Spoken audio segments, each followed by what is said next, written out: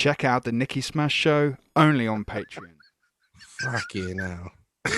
Oh, dude, that's so good. That's so What a good. great start. That's fucking Mondays for you, man.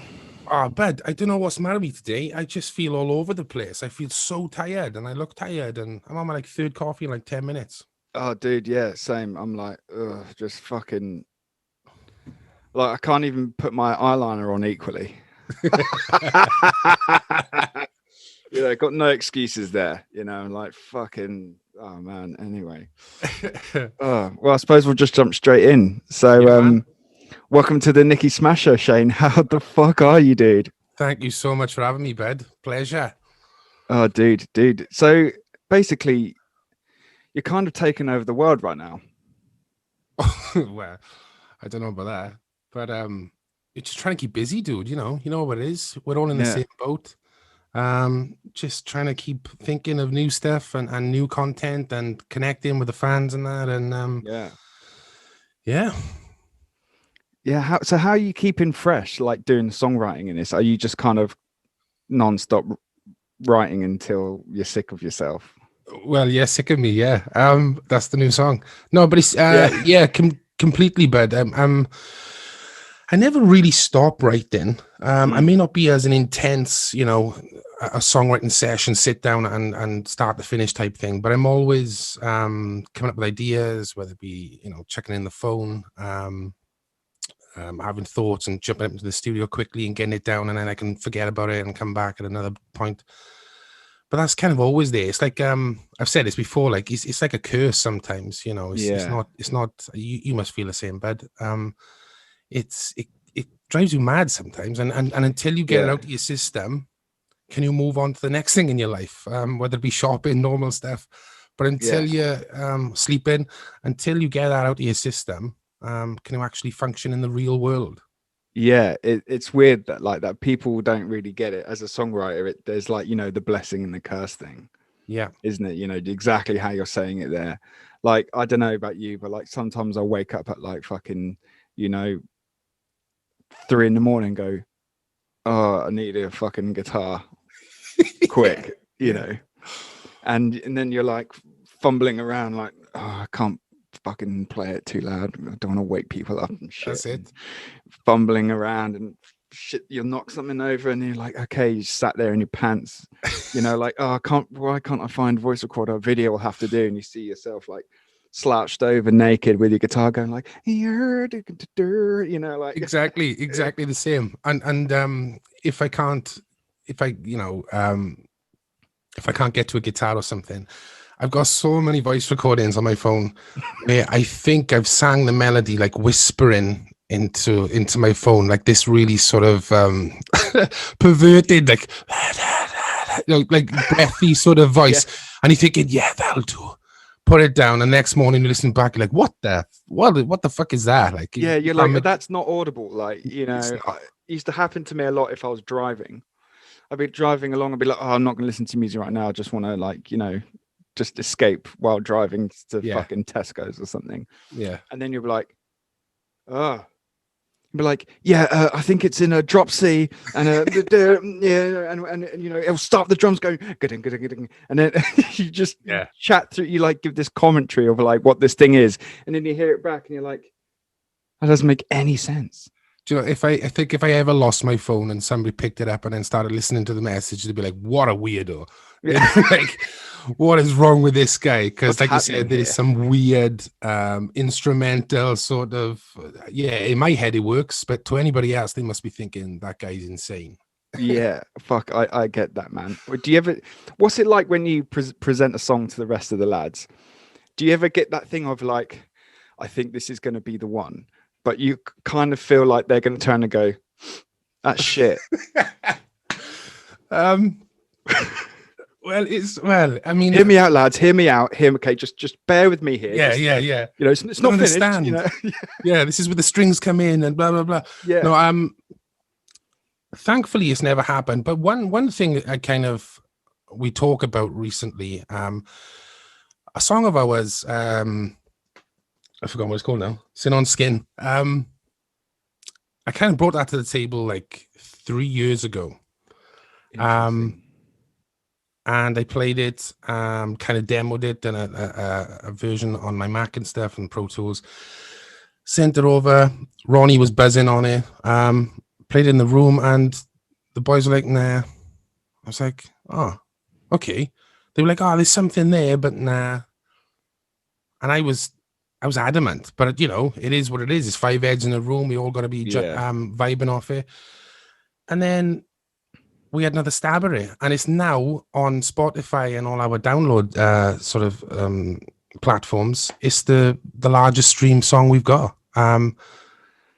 Sin on Skin is like 1.6 million streams, and it's the biggest streaming song we got. So it's just mad, dude. Like you can see it really early off, but it might take a few years in this case for the boys to jump on board.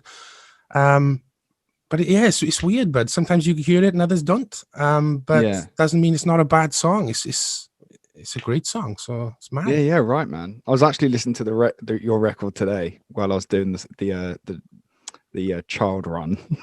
yeah. To the child mind is like, bye. Just crank it up and like, man, like I want to talk a bit some geeky stuff if that's all right, man, because absolutely, I'm a fucking dude. total geek.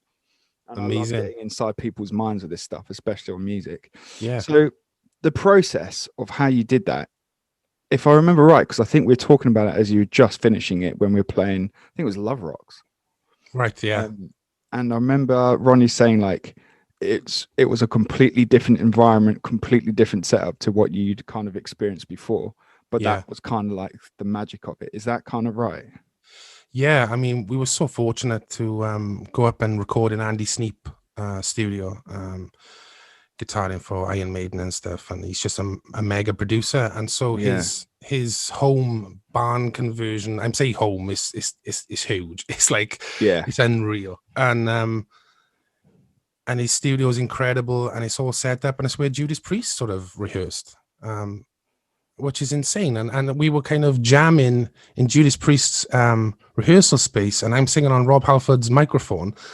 It was just incredible, dude. So anything we kind of this time around, we were fortunate to have a space where we could have a jam before laying down a track. That's never happened before. It was interesting. Okay. Everybody kind of went in and did their parts, like Ronnie, obviously first drums. And then we kind of matched to whatever Ronnie kind of did, that energy and stuff. But we had a good sort of thrash out in the rehearsal space first, which kind of meant two things. It was better, I think, like halfway through your set on a live show. You get better, you get the vibe of the room, the people and everything, and it just comes to life, and towards the end of the set is when you're really at your peak, so to speak. Yeah, totally. So we would jam these songs out and then try with the producers, if there was any changes, try stuff, and if we were vibing on it, you could tell. And then Ronnie would literally, as he's sweating, straight in the studio, lay it down, and that immediately obviously we were playing along to him and stuff, the guides, and you just hear the energy straight away, even to the point where we played back the first version we did and then played another version of Ronnie did, and it was like, oh my god, look at that one compared to the first one. And so that was really, really important. It's just got that energy down straight away. It sounds live, that record almost. It's just got that like you said, it's got that energy, that kind of, it sounds like people are connecting in the room while you're recording rather than that like coldness of, like, okay, and let's drop you in on the second verse. Like, do you know what I mean? Yeah. So it doesn't have that, and I think that's, it's quite an important thing nowadays, because I think especially in rock music, there's this thing where everything, even more than any other genre, where like rock has to be this like stiff sounding, overproduced stuff. And there's some stuff where it sounds overproduced, but there's still vibe, But I think there's a lot of stuff at the moment that is just at the mercy of like cut, copy and paste. And, that the human element is definitely missing. And then, I suppose that it gives you an impact when you see it live, and being live and recording are two different beasts. Yeah.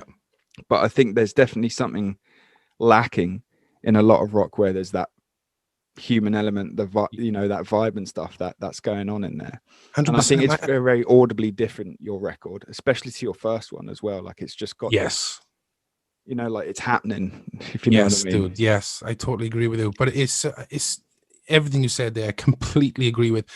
But I think it's really important wherever you are, and it doesn't have to be like this big studio. I think what we were vibing on was just the experience. Obviously, the producers we were working with, Chris and Colin, were just like the best fun ever, right? And Andy Sneap Colin had this, Richardson, right? yeah. I mean, incredible dude, right? Not just the bands he's worked with, but his personality, his character.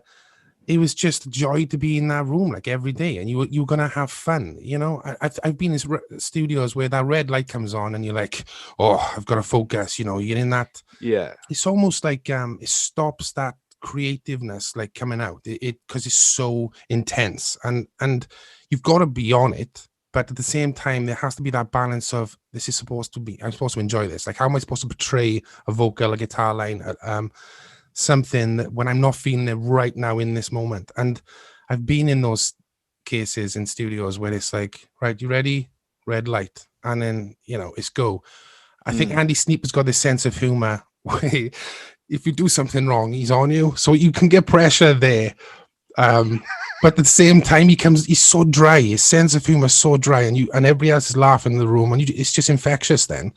Yeah. So there was this real element of, yes, it's a serious job, and we were loving it. The energy was so high because we were jamming in Judas Priest's room. Andy Sneap was there, Colin Richardson's there.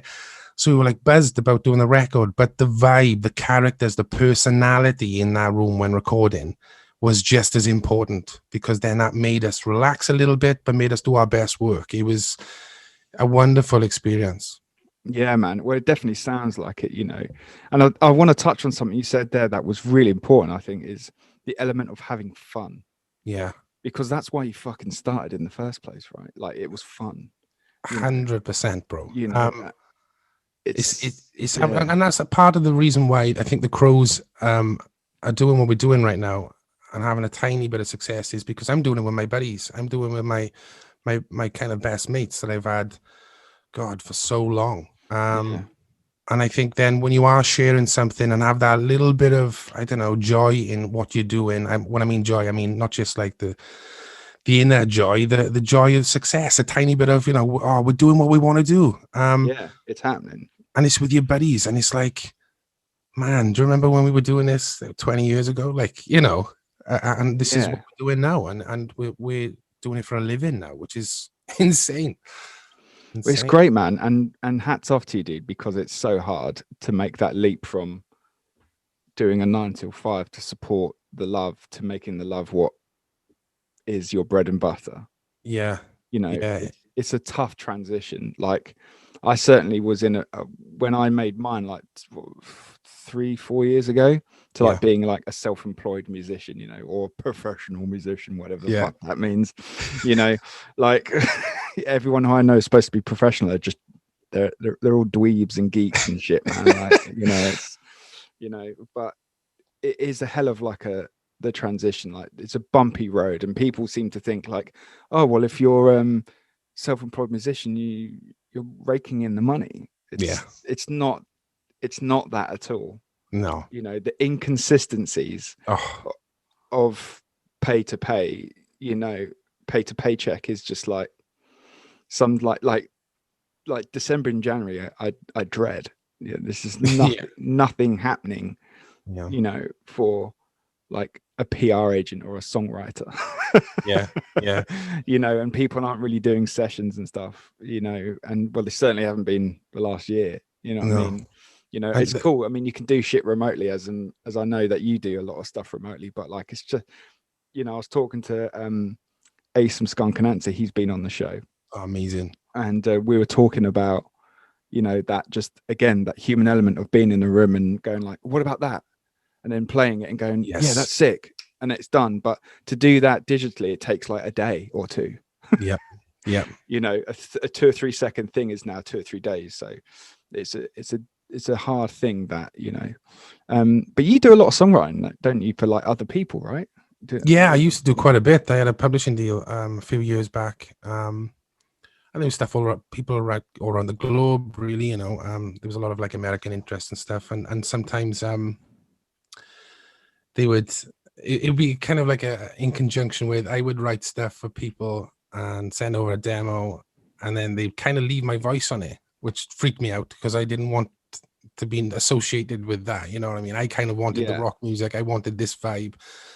And then they got me singing this sort of pop song or like an R&B track, or, because I was lucky enough to dabble in now, or the indie type stuff. Or they would send over lyrics and then I'd have to write a melody and sing.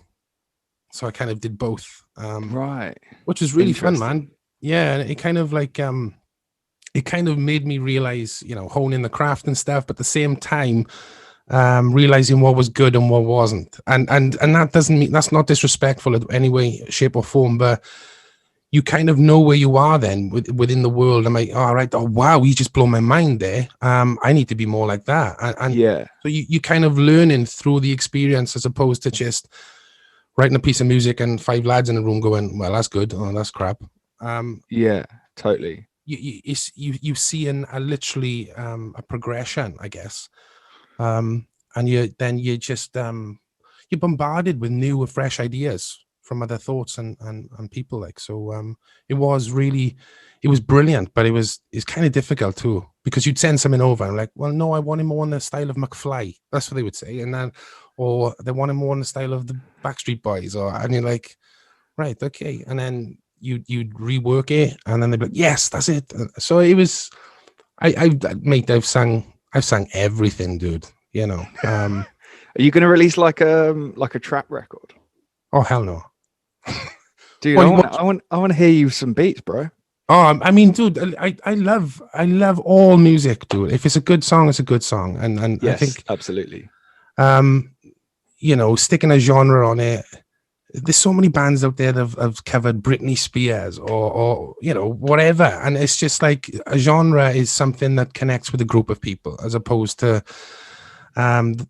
thinking of the song like singularly, like just as it is, like the bones of a song. That has always interested me, like what it's about, the connection, the emotion, and then you just add a style, which then kind of labels it as a genre, which is, I've never really been into that, dude. I've always been about, what's the song, what's it telling me, what am I feeling right now, like that's what interests me. Yeah, that's awesome, dude. I fucking love the way you said that. That's so good, because like I've been doing a couple of sessions at the moment from various people, and they want it to be rock, so they sent me over like a piano and vocal, and that's it, and they're like, can you make this like, and they'll give you like, I don't know, can you we imagine if could you make it like as soft as like the softest bring me the horizon type of style, because it's a pop track, and you're like, right, okay, and they're like, and it's in A flat, that's it, that's what that's what you tell you, and you go like, it's not really much to go on here. And you're like, okay, so you kind of want me to write the bass, the guitars, and the drums pattern as well, right? They don't tell you that, but you're like, you're hiring me for guitar, but you want me to do all of that, exactly. type of thing. And you're like, okay, cool, I'll do that, and then you're like, is this too like metal over this pop, like comparatively? You send it over and they're like, yes, it's perfect. And you're like, and then but then do you think, like, is it perfect, or is it just you've tapped into something that they didn't think about and they loved it? Because that gets me then, because people think they want something, but 9 times out of 10, if you show them something they weren't expecting, that's the stuff they love. And because I don't know, it just opens up another avenue, another way of thinking. Like I remember the publishing company sending me over a link to a Japanese rock band, and said, you need to write for these. And I listened to it and I was like, this is not rock. So what do you want me to do? Like, do you know what I mean? So I was like, I can write something like in their back catalog, but they're describing it as rock. So everybody's got this, I don't know what rock is anymore. Like, you know what I mean? it's this so the what's the word I'm looking for? I don't know, the scale then. Yeah, that it's So broad, isn't it? vast. Now, rock is Yeah, so broad. it You know, is. like And if you look at like like Bring Me the Horizon to AC/DC, they're in the same genre. They're rock exactly. bands, Yeah, and you're like, really? They're the same band? They're in the same genre? exactly, dude. But they are. Like rock has got this. It's so incestuous. It's got many cousins and brothers. Yeah, And when people go like, "Oh, it's just rock," yeah. it's like there isn't just rock anymore. No, You know, man. it's just music. I think there's that. I have a student because I lecture at BIM London, and one of my students said, "Yeah, I think it's more genre fluid," and I was like, "Coin that, my friend. Coin Yeah, that, or I'll steal it." So yeah, yeah, it's, yeah, I was like, "Yeah, that's so true." Like because you get people like look at bands like Don Brocco, for example. yeah, Like they got disgusting riffs over like cowbell pop 80s beats, 808s yeah, and stuff, and you're like, how the fuck does that work? But then yeah, you hear it and you're like, this is great. yeah. And So and the videos look like Duran Duran, and you're like, wow, how is this working? It's yeah, brilliant. yeah, yeah. What's going on over here? Yeah, yeah. It's bizarre, isn't it? So you're right, man. It's such a broad scope of stuff. Yeah. It's where do you stand with it? I It's think that's only happened though because I think the audience now, the punters as we call them, like I think their minds now are broadened, bigger than ever, and maybe the digital platforms now where music is so accessible has catered to that, and they can just go and find stuff now online straight away. Is obviously downsides to that, as we both know, financially being one of them. But like, oh yeah, but just how that has broadened, and I think the traditional rock, whatever that means, is probably to the ones that did like AC/DC, Iron Maiden back. Oh, that was heavy metal. You know what I mean? So even that's, but I don't see a massive difference in Iron Maiden to AC/DC as compared to what you just said there of Bring Me to AC/DC, but that's heavy metal compared to rock. Do you know what I mean? So yeah, totally, like, dude. it's so vast, and I just think, look, man, if you like it, that's it. Don't worry about the labels. Don't worry about what it's supposed to sound like, or it's yeah, no, it's real rock. That is real rock. There we go. Yeah, Are you dancing to it? Are you enjoying it? yeah. Doesn't Do you matter like it? then. Yes or no? Yeah, That's what I say to students. I go, "Do you like it? Yes or no?" Like yeah, simple. And they go, "Yeah, I like it." And I go, "There you go. It's what you've done it. You yeah, completed it, mate. yeah. Absolutely, Objective bud. achieved. So it's funny. You can easily, and I think, especially in my early songwriting career, like I had that. It was like it has to sound like rock, or this has to sound like like late 90s hip Yes, hop and R&B had a lot of guitar in it. yes, So they're like, "Oh, we want some like, and then I'd be like, okay, well, that's a Strat for a start, and then it needs to yeah, be like this and kind of stereotype on that." And they'd be like, "Nah, it's not quite well." And I'm like, "But that's exactly the same. That's what you just asked for, but it's not. Like you said, it's something else that they've got in their head." yeah, But yeah, it's funny how it's just evolved and how you just basically go, yeah, I don't give a fuck like about the genres and stuff like this, and I just want to create good music, I yeah. suppose. I just want to write good songs. It's Exactly, man. important to kind of keep. And I think if you own it, I think you've got a better chance as well. Yeah, Like the Beastie Boys, rap, hip hop, and then rock, guitars, or Run DMC, blah blah. Like all those bands just owned it, and it was just like, this is how it is. This is a new style, and people just went, yeah, because it's cool, and they just totally sold it on them, and they just didn't give a shit. And I like our first album. I remember like the boys that had this idea of what a rock band should be, and of course I was coming up with where I've been and what I've been dabbling in. I'm trying to shake things up, and it wasn't really coming across. But the second album, that glass ceiling, as I always talk about when we talk about the second album, completely gone, and anything yeah, was on the table. And then the producers were just like so buzzed about that idea and thought process, and then we we create something like Point of No Return. And so I think everything is a process. It's just whether you're ready to experiment and have Yeah. fun. It comes back to that, dude. If you were Yeah. there thinking, you're not in the confines of what it should be, you're more of, let's see where it goes. That, to me, gets me going. And then that stuff's infectious because you see your producer buzzing off it. And then all these ideas just start flowing. It's like, honestly, the least you think about something sometimes, the best it is, the better end product you get. Yeah, absolutely, man. It's funny because on that, like, I don't know if you ever been through this where like I was like, these are my songs, you know, these are mine. You don't fucking say shit. You don't input to these are mine, you know.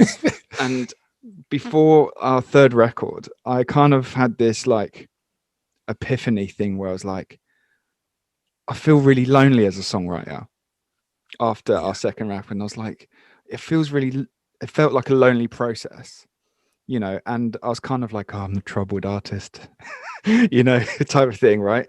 I've been there. And then I realized, I was like, what was the first thing I did when I picked up an instrument?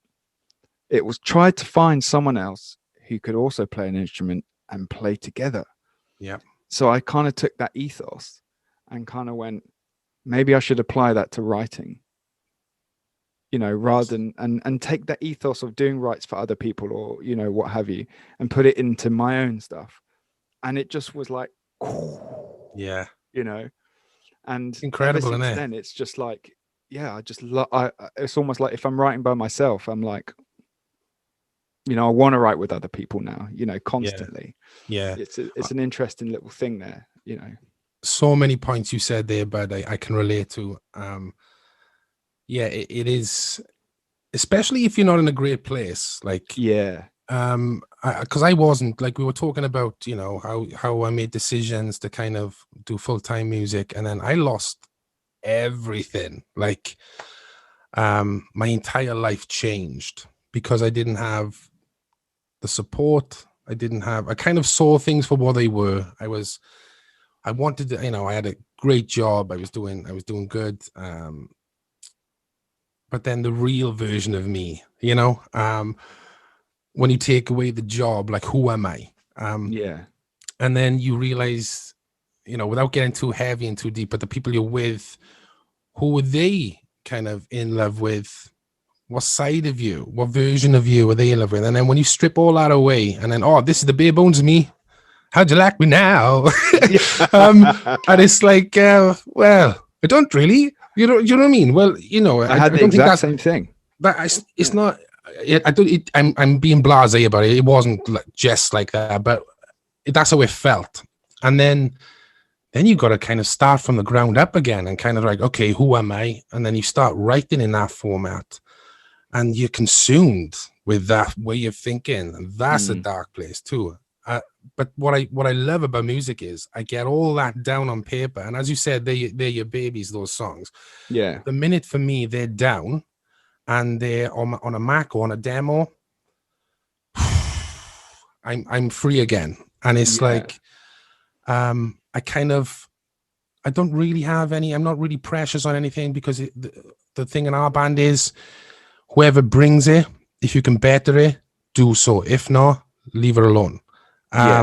So we all get a crack at, you know, taking it to another place that maybe someone hasn't heard of or thought of. But that it is a lonely place, especially when you're being honest and true, and you're in an environment where it is so, that's all you're thinking about. You're consumed by it. But I guess the beauty of it is then was when you're playing that with your boys, and then to like hundreds and thousands of people, it's like, you know, and then people get back to you and go, dude, that song, that reminds me of me in a time when I was with my ex, or I was with my partner, and then he's just like, it's weird how a negative turns into a positive, and then you share and connecting with people. It's just a wonderful process. I think everything in life, dude, is a process. It's about trying to make sense of it now, but you won't. That's a given, right? You won't make sense of it now. But whatever you do, the consequences of that, like if you're trying to be positive and you're trying to be honest, there's only one way that's going, and it'll be good. Yes, totally. Guarantee it. The minute you're trying to be false or trying to make something, dead. The emotion's gone. It's not real. There's no connection. Right from there, and I guarantee you someone else has thought it, because you think you're the only one to have. You think you're the only one that's thinking it. Oh, nobody's written a song like this before. Nobody's written a lyric content like this before. Yeah, they have. Numerous times. Just be you. Write it down. Do all the feels. Yeah. And see where it goes. Yeah. Fuck, I need that on a t-shirt. Yeah, that was great, dude. I totally agree, man. That was too long. No, dude, it was fucking bang on, man. I think a lot of people need to hear stuff like that, especially in music. I think people get wrapped up in kind of, and I suppose there's not. Everyone's got goals, everyone's got aspirations and stuff. You know, we all dream of playing these venues and doing this and that with our music. But I think people will get wrapped up in the end bit, before realizing where they are. And there's nothing wrong with going, actually, I'm not here. I'm not as far as I thought I was, or what I was made to believe, or whatever. And it's fine to be like that. In fact, it's an advantage to know that, because then you can build honestly from where you are. Exactly what you were just saying there. And I think, again, I see it all the time. You know, I see it with students. They're like, well, I've got this and I've got this and that going on. I'm like, what have you got going on now though? You know, I got like, it's bizarre. Like some of my students are like TikTok influencers or like Instagram influencers and stuff. And I'm like, the fuck? And they got like millions of, you know, followers, and they do fuck all. You know, and I'm like, what the fuck's going on here? Like, how's this working? What am I doing wrong? Do you know what I mean? Like, it's a really funny thing, you know. But it's amazing when people they say what they want or what their dream is, but then you kind of go, well, what are you doing about that? And it's like, oh, well, I haven't really got time because I'm doing this, I'm doing that. And I think that's when everything changed for me. And you know, whoever's had interviews, the boys in the band have said this before. Like, we did a tour, God, a couple of years back now.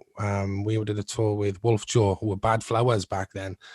And I remember the management saying, oh, you should do this tour. And we're like, yeah, okay. How long is it for? I think it was like 2.5, 3 weeks or whatever. And I couldn't get the time off work. And there I was at this crossroads. And I'm thinking, it wasn't going to change my life overnight, but it was a decision. That's the crossroads I'm talking about. It wasn't, oh, my life's going to be better if I do this tour tomorrow. I knew it wasn't going to be, but work wouldn't give me it, and I kind of handed my notice in. And they were shocked. I'd been there 8 years. I'd worked my way up. I was on, like I said, decent money, great life. And then I was thrown in the towel because I just believed in who I was more than what this job was. And the boys was like, oh man, especially Ronnie, the drummer. He was like, whoa, hang on, I would think about this now. I'm like, nah, man, if I want this, I can't act it. I've got to do it. So let's just go and see. And my only thought was, if we do well on the tour, what's next? One more offers are coming. That was the only goal. And we talk about that like regular in the band. It was a poignant moment. The mindset of making a decision and living by it. And I never look back. Fucking huge hats off to you, man. That's massive shit. It really was, but people don't see that side. But it was massive, as in like what I was losing and what I was potentially gaining, which was a bit of respect in the rock community. The people who were going to come and see us, which was a handful of people in the larger scale thing of the world, like. And a lot of people were like, why are you turning your back on that? But I wasn't. I was literally turning around and looking at myself and going, that's what I want to be. That's what I want to do. And I think when people turn around and say, yeah, I want to be this, and then they go, but the thing is, I'm juggling this job, I'm juggling that. Well, that's the problem. Like, that's the moment you're not getting, is that you're not giving yourself the opportunity to be what you want to be. You've got to be brave. But it's like someone said that to me, that's really brave. And wow, like you said, Nikki, hats off to you. But it's just getting a sense of who you are. Like, and if you can't be honest with yourself, no one's going to believe you when you turn around and say, yeah, I'm going to be this. Then I want to be that. Because what have you done to determine your outcome? What have you done? Oh, I'm stuck in this job at the minute, and then when I get home, I'm too tired to do that. You know, I hear that all the time. Yeah, fucking yes, I dude. hear that Yeah. all the time. Or I do it on the weekends. Oh, brilliant. Are you happy with that? Well, no, I want it to be my full-time job. Well, why is it your weekend job then? Yeah. Like, why aren't you doing it every second of the day? I didn't go to bed last night till 3 o'clock in the morning. And I was up till about 1:30 doing band stuff. And I'd worked all day yesterday doing band stuff. It is now, that is who I am. That is now my my job, but it's me. It's like, so it's not even a job. It's just me now. Sorry, yeah, went off on one then. No.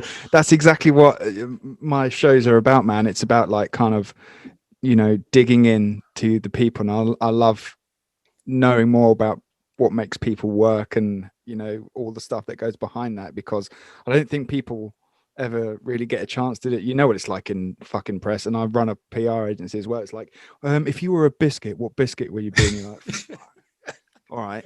Chocolate hobnob, just saying. I went through hell and back to make this record, and they're like, Yeah. and they'll like, what's your worst gig?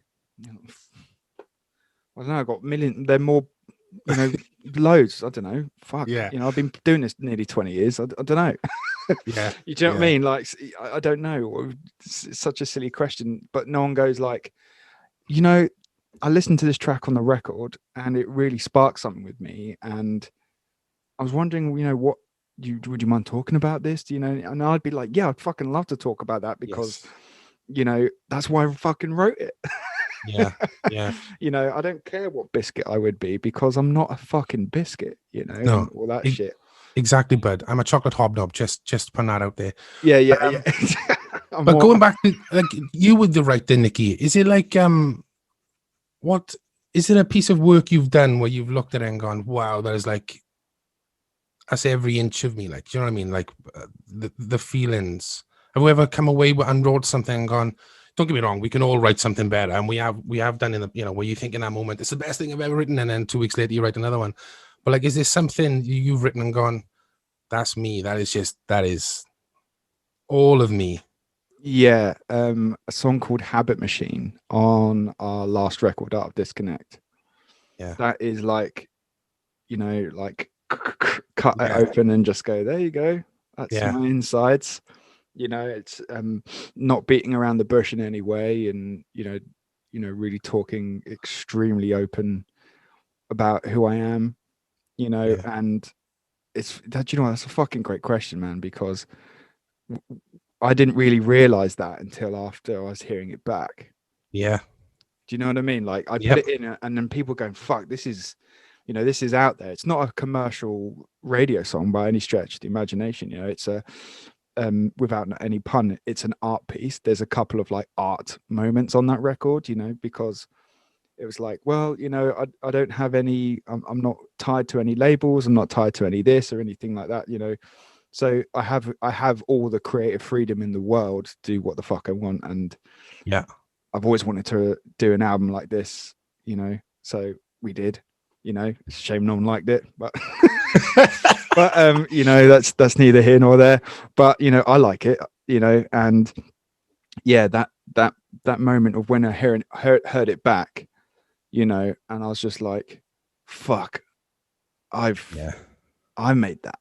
Yeah. And I was kind of like emotional in myself, like hearing it back, because I was like, shit, if I could tell 15-year-old me, yes, that when he's like 33, 34, he's like, dude, that stuff that you dreamt about doing, you're gonna fucking do it, and you're gonna do it with a smile on your face. Yes. And if I could go back and tell myself that, I think my life would be a lot easier in that build up. No, I love that. As you're talking there, the hairs on my heart, that does something to me, because like, thanks, man. Not only when you do that type of songwriting and you dig deep, but like you said, you don't really know. You're just in that flow. It's just coming out of you, like steady. And then people respond to it and react to it and connect to you about it. That's when the real authentic authenticity of a songwriter comes out, and it's just that's the stuff that ticks my box, man. Yeah. I love that because, like I said, sometimes you can get in a real dark place. It's a real lonely place, songwriting. And once you get it down on paper, you think, right, all right, whatever. And then that positivity comes back and people connect. And I felt like that. And then we're all the same. And then there's this magic about it all. And it's fucking, yeah, that stuff great. I love that stuff, man. I love it. I Yeah. love it. What's yours, man? I'm like the last record, excuse me. I think that was like the big difference between the first and second record is like I just spilt my guts. It was like, but again, because of where I was, and I'm not saying like you got to be in a bad place to like to write your best stuff, right? No. Because I think, you know, if you listen to some of the crowd and people's their reactions, like Rock and Rolling Dead off the first album, they love that, and Banger. it's a really simple song. There's Yeah. nothing, you know, in depth about it other than just people in the room loving it, you know, chanting it, and that's another side of it, you know. But when you're thinking of poignant and honest and authenticity and originality, there is only one place that comes from. You can be influenced by lots of people, but when someone reacts to something you have written, like the depths of your soul, Yeah. Yeah. Totally. it's, you know, nobody's taking that away from you. You know, Yeah. nobody can say, oh, that's like Kurt Cobain, or that's like da da da. No, that is Nikki Smash, that is Shane Greenhall, that is Yeah. anybody else who writes. And that, I think we all want to just connect, and that's ultimately humans in general. And if you do it in a craft and an art form that you love and enjoy, what is so rewarding. But I get your sense of you don't know it until it's out there, and then you Yeah. reflect. And it's like it's the old saying, and you know, you drop a pebble in the ocean and watch the ripple effect, and it is just it's that, dude. I'm a big spiritual, you know, every action has a consequence type of guy. Yeah. Same. Same. Yeah. But I fuck up royally constantly. Do you know what I mean? So it's not Oh. like, oh, because I think like that, my life's going to be great. It never works like that. But as long as you have perspective in that moment, that's the key. And if you can, I don't know, channel it into this art form that we do, positivity will come from it. Like, and people will resonate. Music is incredible for that. There's no other art form like it. Yeah. Do you know there's some fucking amazing stuff on YouTube, right? Of people getting played their favorite songs while having like an MRI scan. Yes, I've seen that. And like there's one guy listening to, I can't remember what it was, but I think it was a rock tune. And they're in there and his brain flooded with blood. And they were like, "Oh my god, what's happening?" And he was there like, "This is fucking great," you know. And they were like, "Oh shit," you know. So when humans listen to music, your brain gets like fucking cleansed with blood. How fucking primal is that? That's fucking rad. It's like the most metal thing I've ever heard. Oh, but I love that. That's brilliant. Isn't it amazing though? Like, you know, it only exists unless you like see it or science tells you it exists. Like this, um, and that's why I think the arts is so important. Like, you don't need an MRI scan to tell you that's how it feels. Totally. But yet, if you see it, oh my god, look at that, that's amazing. And then Well, more that's people... already, it's already been there. We didn't need the MRI to see it. It's Exactly. You see it as it Exactly. is. You know? See that look on his face or whatever. You know. Exactly, man. I'm all about the feels, dude, and that's why I think Fuck yeah. I've connected with art, whatever form, really, whether it be whatever type of music, whatever, art is like paintings and stuff. Like I've always, I don't know, I love the thought of going what that person was thinking about. Yeah. I'm a big sucker for what makes people tick. Yeah. Same here, man. Same here. I love that. You know, which is kind of why I started this podcast thing. You know, I just love to. You know, I'm like some ADD kid. That's my brain's always like, you know, Yeah. going a million miles an hour. Regardless of what I do, it doesn't slow down. You know, it's just whether I can keep up with it or not is how I describe it. Yeah. So, and when I like have conversations like this, I feel like my brain is being matched, you know, and I'm firing on all cylinders and getting to kind of learn deep dark shit about each other and have like you know, these special like couple of hour moments with people and shoot the shit and all Yeah. that stuff. You know, I love knowing how people get off on life. Yeah. You know, it's like a mate of mine said it years ago, and we, you know, you have a couple of beers and shit, and you're like, dude, fucking check this riff out, you know. And I think it was a Tremonti tune, and I was like, dude, that's the fucking best thing I've heard, you know. And he was like, that's what gets you off, isn't it? Just like riffs. And I'm like, yeah, you know, it's not about the widdly shit, you know. Yeah. But when you just hear like, just you can just hear that, like the drummers going, fuck, this is great to play, you know, and Yeah. the bass player's having a great time. You can hear that, you know. And when you get that back and just like, fuck, I'm having a good time hearing that too. You know, Yeah. so yeah, it's very much like that, you know. And I got that actually. I was you know, I've had a funny couple of years personally, you know, and I've had some massive huge changes in my life over the last year, 18 months, all for the better. But the journey was treacherous. You know. But I'd do it again a million times just to be where I am now, you know. And I relate to what you're saying with like the job thing and, you know, people around you and things like that. It's funny how you really know who some people are when you make decisions for yourself. Yeah. You know, that's one thing I've learned a lot over the last year, when you kind of go, well, actually, I want to do this, you know, and that's who I am. And I want to be able to do this and I want to be able to do that. And then some people don't like it, you know, and you're like, why would you not like the fact that I'm doing that? Yep. It's a really interesting like scenario, you know. People kind of, I've learned a lot that, you know, people love to take things from you unintentionally.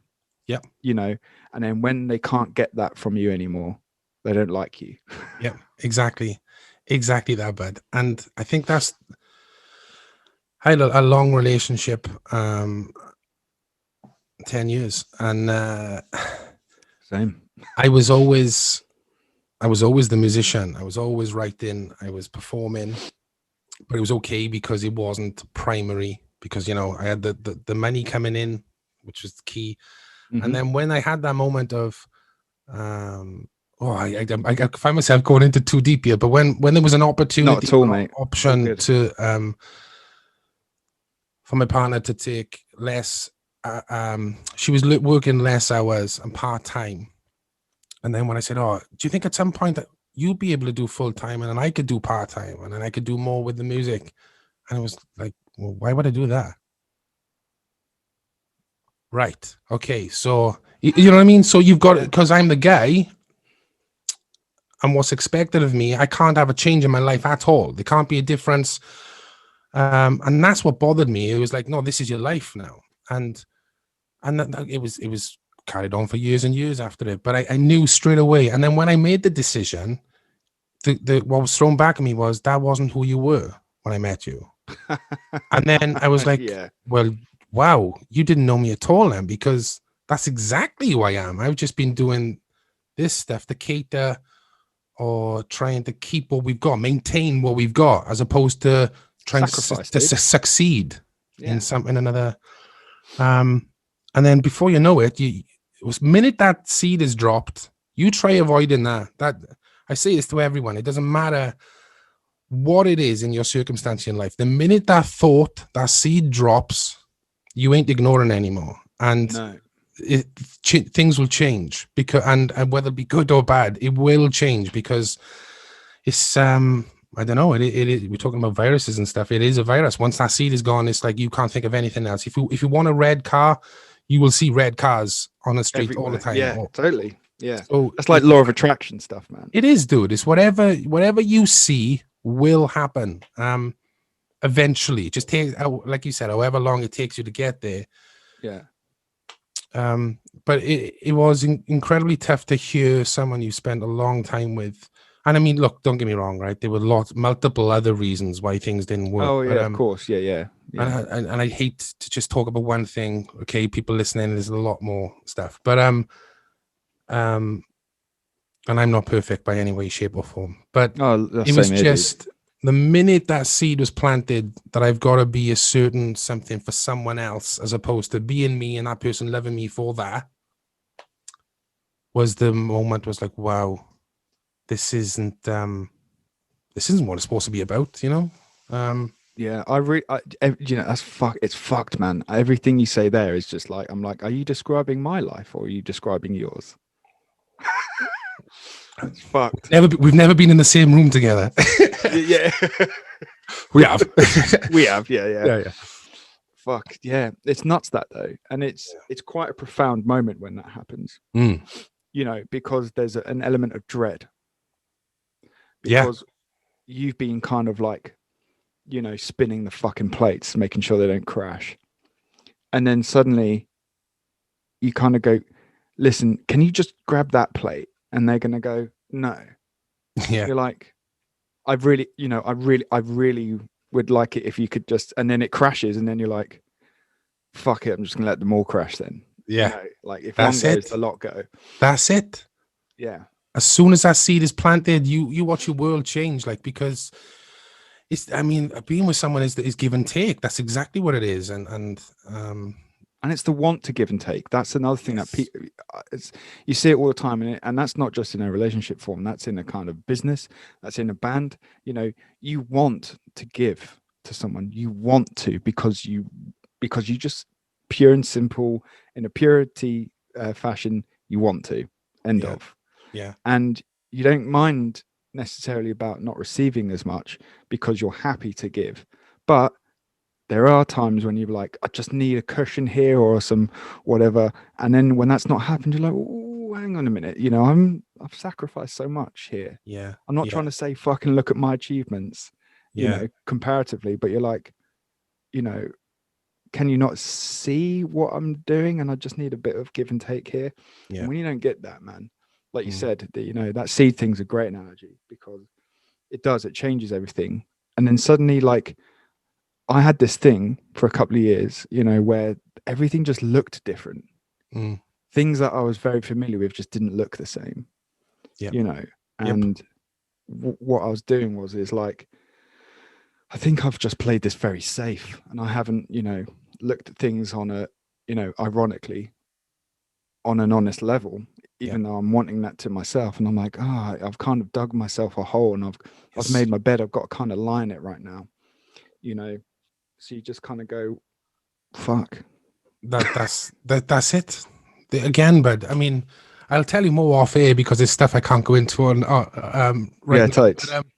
But like, that's it. And then what happens is you kind of self-doubt yourself. Like, you doubt yourself. You're thinking, am I a part of that? Oh wow, like you said, I've dug myself a whole year because I wasn't honest, and I've allowed this to happen. But that seed didn't drop and wasn't as powerful as it was, like, you know, 2 years ago. But now you've gone through, and then resentment comes in, all these emotions and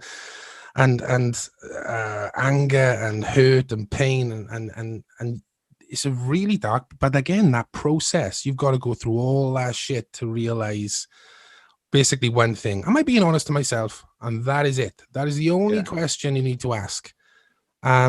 And if there's problems in life, it's probably because of that. Like, can you do something about it?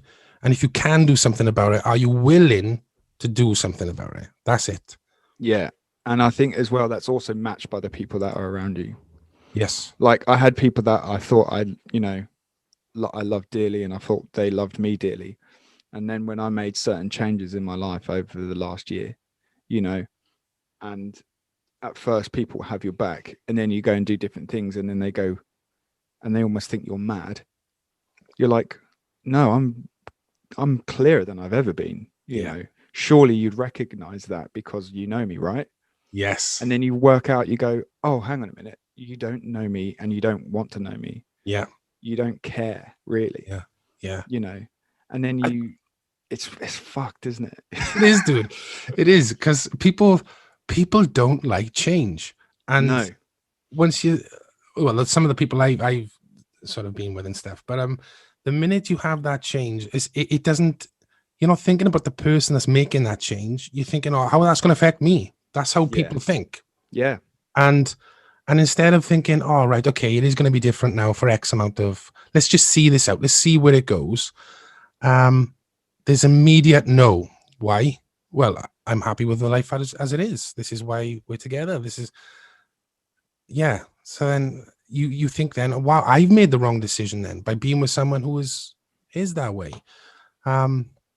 Yeah, but this it is incredible when you analyze it and reflect on it, and you can't see it for love and money, as we've said, in the moment. You need your friend to say it, or family member. Well, that's not really right. Oh, is it in it? Oh, what's normal then? And again, you know, where's your bar? Where's your normal bar? And if anything is below that, that's not normal. But then if your bar is set that permanently in whatever circumstance you're in, that's only what you know. And it's only when you come out of that and then, you know, spread your wings, I don't know, like you realize, wow, I was in that predicament and situation for so long, and I've wasted a lot of time and effort, and that's the thing, man. We've only really got that is time and how we apply it, like. So yeah, reflection is key once that seed is dropped. Yeah, absolutely. And it's such a powerful tool. I think it's almost like a superpower when you're able to access that kind of reflection on things. Yeah. And that goes for any walk of life, or, you know, regardless of wherever it's in. You know, when you're able to kind of look back and look down on what the fuck you've just, you know, been through, you just go like, how on earth did I put up with that shit for that long? Yeah. You know, and you know, and I'm the bad guy. Like, what the fuck? You know, like, it's like, I put up with this shit, I put up with that shit, and never batted an eyelid. You know, because I was like, okay, cool. You know, these are just trials and tribulations of life, and that's it. And then you realize, you go, you know, do you know what? One of the big things that kind of woke me up from it was my dad turned around to me and he's like, "You happy?" And I was like, and he went, no, it's a very, very simple question, being happy. And I went, no, it's not, because there's this and that. And he goes, no. Are you happy? And I couldn't go yes. And then he was like, well, you need to change it. Yeah. And I was like, well, how? And he goes, well, I don't know. It's not up to me. You've got to work that out, you know? And it was like, fuck. You know, dads, man, you know, they come in with that and it's just one line and boom, changes again. Fuck yeah. I hope I can be like that, you know. Yeah, that's the seed, isn't it? You know, are you happy? How simple is that question? And bang, it just has so much perspective and just rocks your world. Yeah man, I know that feeling.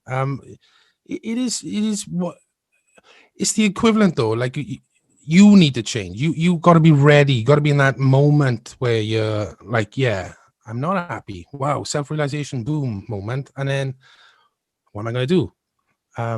Can I do anything about it? And not wanting to rock the boat. And for me, I overanalyze everything. Nikki, oh, fuck yeah. I play devil's advocate so many times. Even when I know a person's completely wrong, I'm going, well, yeah, but from their perspective, I'm like, shut up, turn that off. Yeah.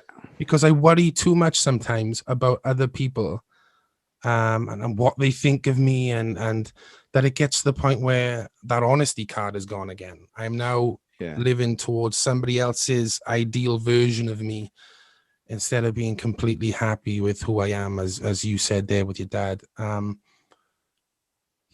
do you think, like, as musicians and songwriters, that we get to tap into that more than the average Joe, because when you deny that, the self-examination, the total sort of devil's advocate from your perspective, from somebody else's perspective, that makes us able to write and pen a song far easier than someone who's just I've got to sell £10,000 worth of whatever this week in work, or, you know, or the sales game, or that's there.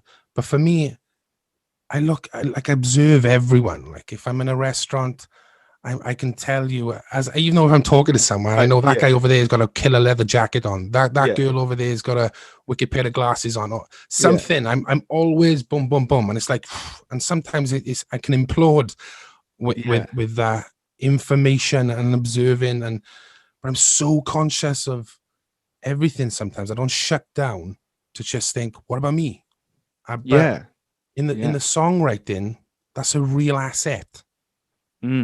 Absolutely, dude. I think I agree with everything you said there. You answered my question, the question for me. Absolutely.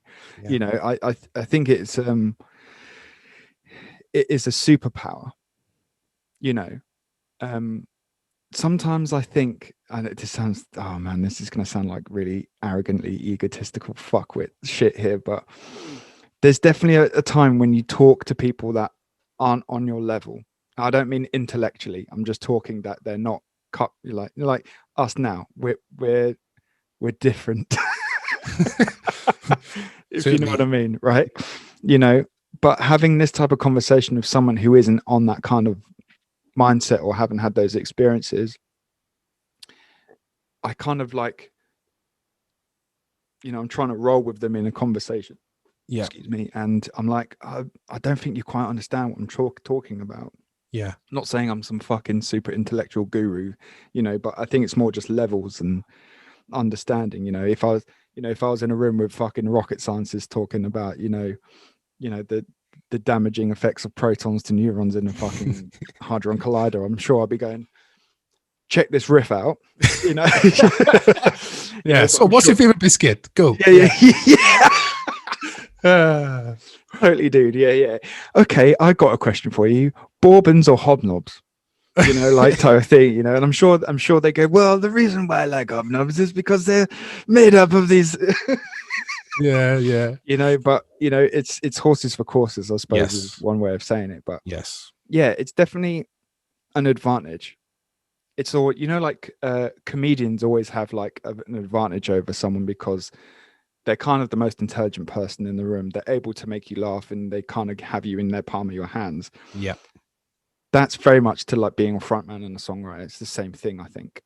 That kind of like not being able to take advantage of someone, that's not what I mean, but you I'm doing a piss poor job of explaining this actually, but you know, just kind of having that extra, like an extra sense, like a sixth sense to be able to kind of weave in and around those type of things. Yes, you know, it's definitely an advantage. You know, you see it in, you know, like in different cultures.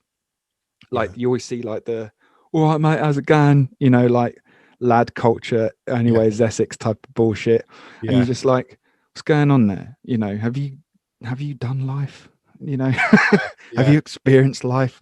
You know, like, and you just think, by the way you're talking, you know, it just sounds like you're a couple of pennies short of life.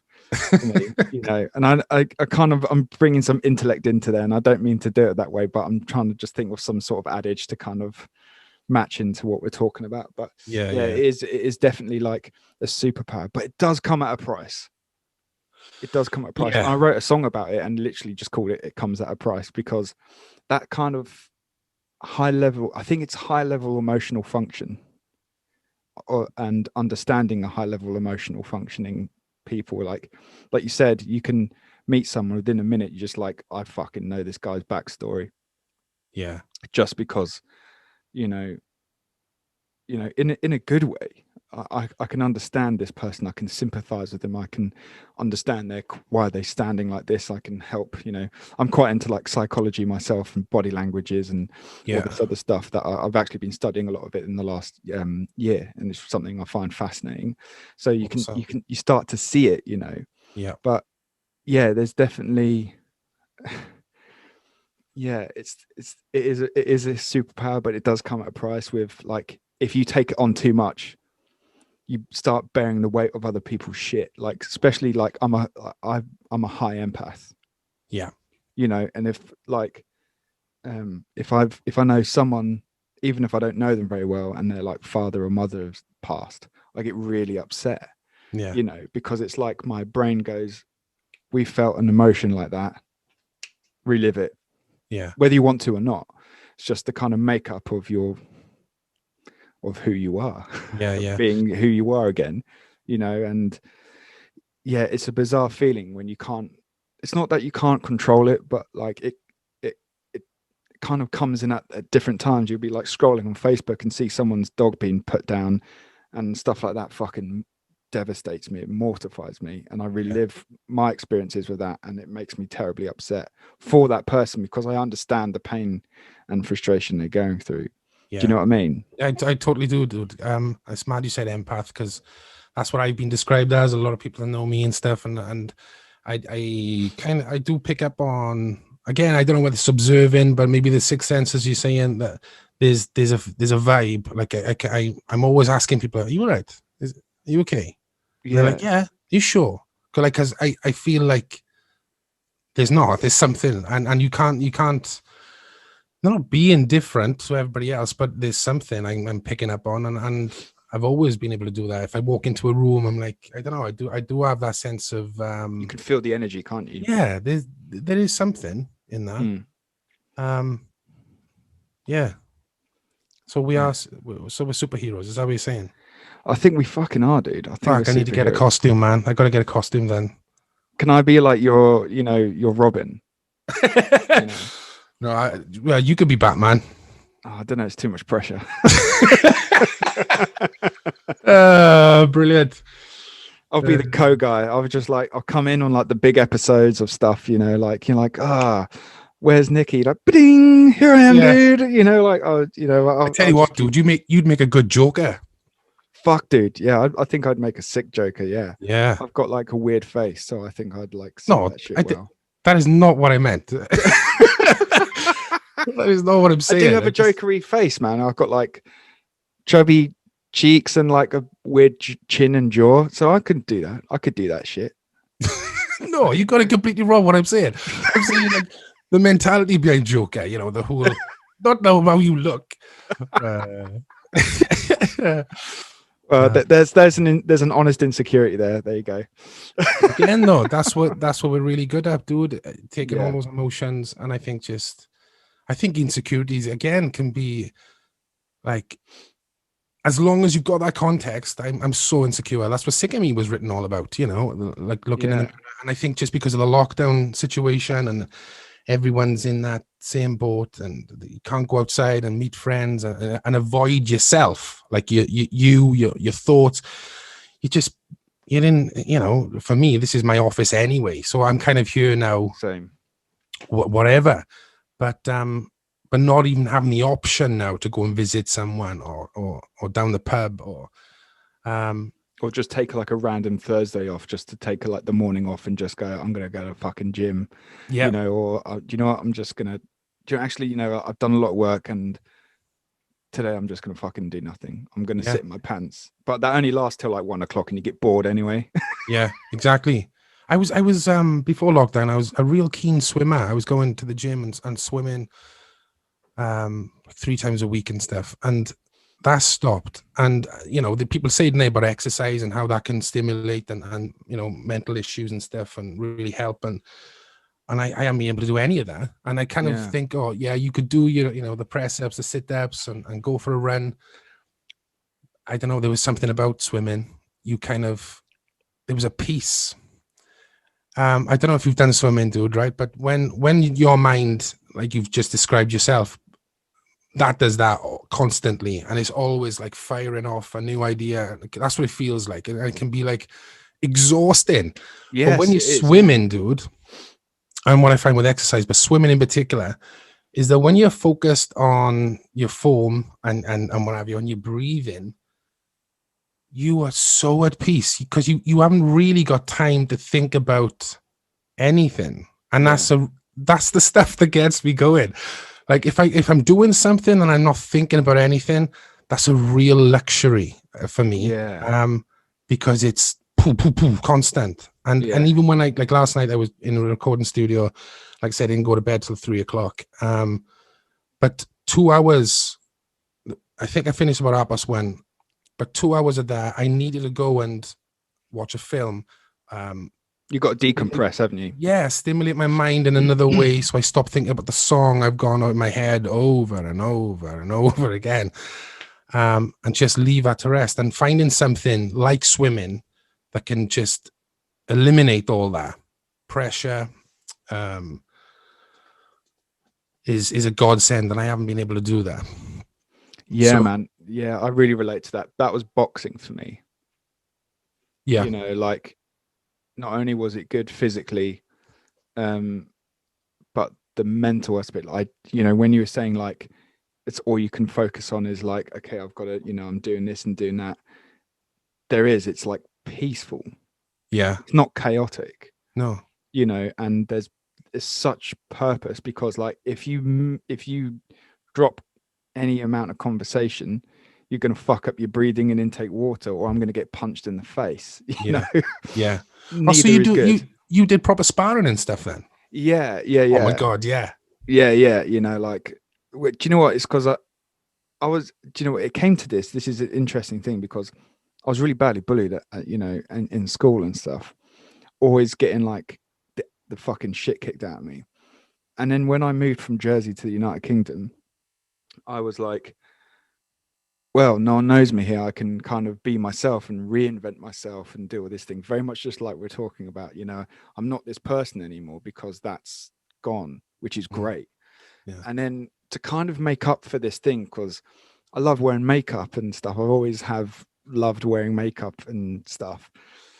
So people look at you as like, especially being in Brighton, people you'd be like, you're a fag. And you're like, I'm not, you know, I'm totally cool if you think that, but I'm not. And I had stupid fucking hair and shit like that. And I used to get into fights all the time. And then there was a thing where I ended up not looking for fights, but enjoyed getting in that thing and proving people wrong. yeah, And then it became a dangerous thing, you know, where like I haven't been in a fight. It's almost like being in recovery for an addiction. Like I haven't been in a fight for like nearly 8 years, and I'm glad about that. Do you yeah, know what I mean? yeah, Because it's a terrible thing to get involved with, and become, you know. And sometimes you'd like half lose on purpose because it was fun. Got very fucking messed up, you know. And boxing allows me to get that anger out, mm, you know. um I'm a natural. For some reason I have this horrible aggression, like just pent up, like oh type of thing, you know. And since actually, like, you know, been doing boxing 6 years, and since I've found that, and recently last year, I've now on medication, I'm at this amazing kind of like calm and peace yeah, with myself, which is amazing. It's still yeah, chaotic up there, you know, but I can at least kind of sift through the chaos a bit easier, yeah, you know. And I am definitely struggling without the boxing, you know, because, you know, of course it's contact sport. So, yeah. you know, you can't fucking be anywhere and do anything like that. And I don't get on with like running and things like that, you know. So No, I find it boxing is great for that. I find it difficult to run because there's no, I don't see a purpose. Like if I want to Yeah. go down there, I've got a car for that. But I get the purpose of the mentality and stuff, and Crow Fitness has taken off on the Crow website and stuff. And it's incredible and so inspiring watching people do that. But for me, the swimming was really good. Football, I'm a keen. I love my sport because Same there's a here. I'm a goal. massive sport head. Yeah. There's you know, competition. I love competition because I think that's incredibly healthy and tells you a Oh, lot I'm about so yourself. competitive. It's disgusting Yeah, sometimes. Yeah. I'm ridiculous. But you know, you doing the boxing there, you're definitely Batman, by the way, if you can box. I'm just saying. Um, and I'll be happy being Robin. The colors ain't right, but I'll take that. We'll sort colors out, man. I'm sure, you know, Yeah. we could both be dressed in like some sleek black. I'm not sure about, you know, the nipple bits on the Batman bit though.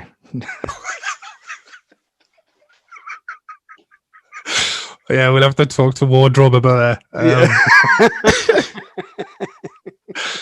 No, but yeah, but that's amazing that you got that with boxing, dude. And yeah, I get that you can't do that in a minute, but it'll come back around. But I think again, which I think everybody's just trying to find ways to make that okay.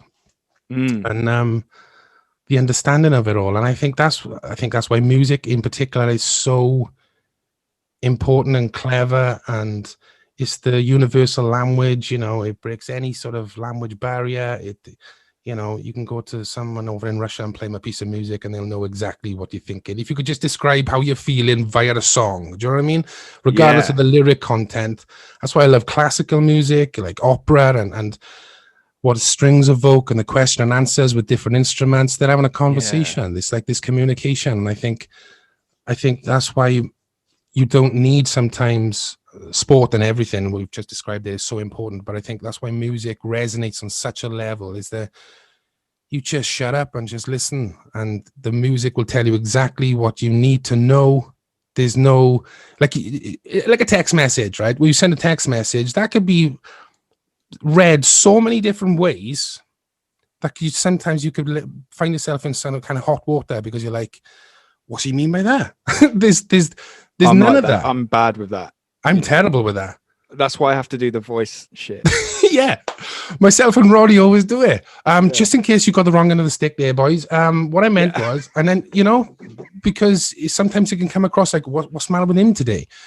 There's none of that with music. I think when you hear a piece of music, what the beautiful thing is, you listen to a message or what the melodies or what the song is saying to you, and then on the flip, you make that and connect it how it responds to you, like the person listening to it. So there's a two-way thing. How powerful is that? You will be able to listen to, like people have said, oh, blink of an eye does this to me and it makes me feel this. And that's like, a fucking great song, dude. But it's like, that wasn't written like that, but now they're taking it to another level, you know? And that's the beauty of it. And it comes back to the person sees whatever they want to see at the end of the day. But if you give them a level playing field and or start them off on that journey, they can think and do whatever they want. There's an element, even like the singularity of when you're writing a song is, this is how I feel.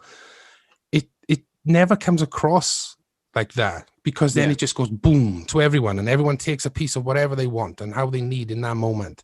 And I absolutely love that. It's your baby, then it's not. It's like adoption, dude. It's like giving it to everyone. Just have a piece of... totally, man. Yeah, it's really interesting when people go, oh, you know, I love that song, it got me through this, and I'm like, fuck, you know, that's great, you know. And I was like, it's nothing to do with that, but if your interpretation is that's fucking awesome. Yeah, you know, it's really cool to see how people intake your songs in different ways. Some people even take like a positive song in an angry fashion or what have you. You know, or, you know, they find solace in something angry you've done, you know, and it calms them. Yeah. You know, things like that, you know, it's really interesting, you know. Yeah. Like, I've got a random question for you, right? Okay, because over the course of, well, since I've been like aware of like popular music, in my lifetime, there has always been a strong Welsh band, right? So like the first big band, I mean, of course I love Nirvana. I've always obviously, if anyone's ever heard my band, of course I like Nirvana. Yes. You know. But the first big band I got into was the Stereophonics. Yep. They're like one of my favorite all-time bands. Yeah. You know, and then after that, I was start aware of like bands like Funeral for a Friend, Bullet for My Valentine, you know, and, you know, there's like a plethora of Welsh bands that have always like pushed through. Do you think Crows are the one now? Oh man, I'd love to. I'd love that to be the case. I mean, we don't sit here and think that you know the bands you just mentioned there were all inspirational, and I think that because we're from such a small sort of community, like Bullet for My Valentine, Feel for a Friend, us, Skindred, are so close. You know what I mean? It's like the neighbors, and majority of them are from, well, some went to our school, you know, we're friends with some. Right. So the fact that they've done it gives you the incentive or makes you believe it can be done, which is quite powerful. But at the same time, I was never looking at them and going, I want to be that. Yeah. With things like Stereophonics and stuff, I remember like a funny story. Myself, Ronnie, and Shina were in a band when we were kids, like 16, 17. And we were kind of writing our own stuff, but we would put in covers to do like the pub gigs and stuff. And we actually did a couple of Stereophonic songs. And we went up to Carmarthen, where the Stereophonics are from, and we played in Stuart Cable's pub. And Stuart Cable was there watching, and we played like, I'm like, oh man, I don't know if we could do like Stereophonics. Like, you know, there's one but there. Like, what are you talking about? Yeah. And but we ended up doing, I think it was Tramp's Vest, Local Boy in the Photograph. Amazing. And at the end of the show, and I was like, you know, that cringe, like, you know, we're too afraid to even look in his eye direction. Yeah, totally. Yeah. But like everybody, like, because again, it was one of those things where are the people in the pub going to react to this? Or were they just going to go, whatever, that's nothing like Stereophonics, you know? Right, yeah. Because it's Stuart's pub. But we did it, and everybody just lost their shit, and they were dancing. And at the end of the set, then Stuart Cable said in the strongest Welsh accent, you know, fucking hell, boys, you play Stereophonics better than us. Like, and it was not the what he said. It was just that it was cool. He was cool about it. Do you know what I mean? There was no ego. Yeah. There was no. So he was a Welsh lad. He was just, you know, he had every right to have an egotistical, you know, what he's done and what he'd achieved and where his albums had gone in the charts and stuff. But he was just like tidy. Yeah. And so I guess we've always had that. It was never us and them, is my point. It was, wow, look what they've done. That's incredible. So it gives you inspiration subconsciously, I think, without thinking too hard about it. Like, that's a possibility. I was like, they've done it, we could. Yeah. But we had a different vibe, a different feel to those bands you mentioned. We weren't indie. Well, there's bits of it when we first started off. We were somewhere in the middle of Bullet, Stereophonics, Manic Street Preachers. Funeral were a different thing again. So it was never like they did that, let's try and match that because they had success. We were, I think we had it from early on. We just knew what we were. But it's just taken a long time to get to where we are now. But yeah, I mean, such incredible bands, bud. And well, to be even mentioned in some of those names, it would be incredible. But I think we're quite a way off that, yeah. Well, I you know, I'm not trying to stick my fucking tongue in your asshole, but like off air I might. What have I become? It's you take the man out of Brighton, can't take the Brighton out of the man. You know, like fuck it hell. You know, I think that's the case. I think, you know, part of, you know, working in kind of like music education is to kind of keep an eye out on everything. Yeah. You know, even if it's just from behind a curtain, that's most of the point. It definitely feels like that's what's happening. I think there's something special about Welsh bands, you know, like there's a thing, you know, that happens. And I think a part of it to me is like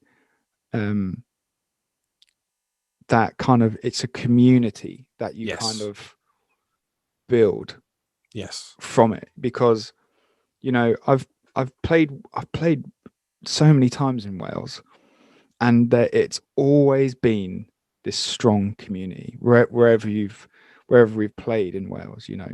Yeah. Sometimes I've found myself in some fuck knows where I am, can't pronounce the name of the place I'm in. The name of the town is like that long, and I'm like, fucking hell, you know, like, is there more letters in this than the alphabet? Like, you know, where's all the vowels? Yeah.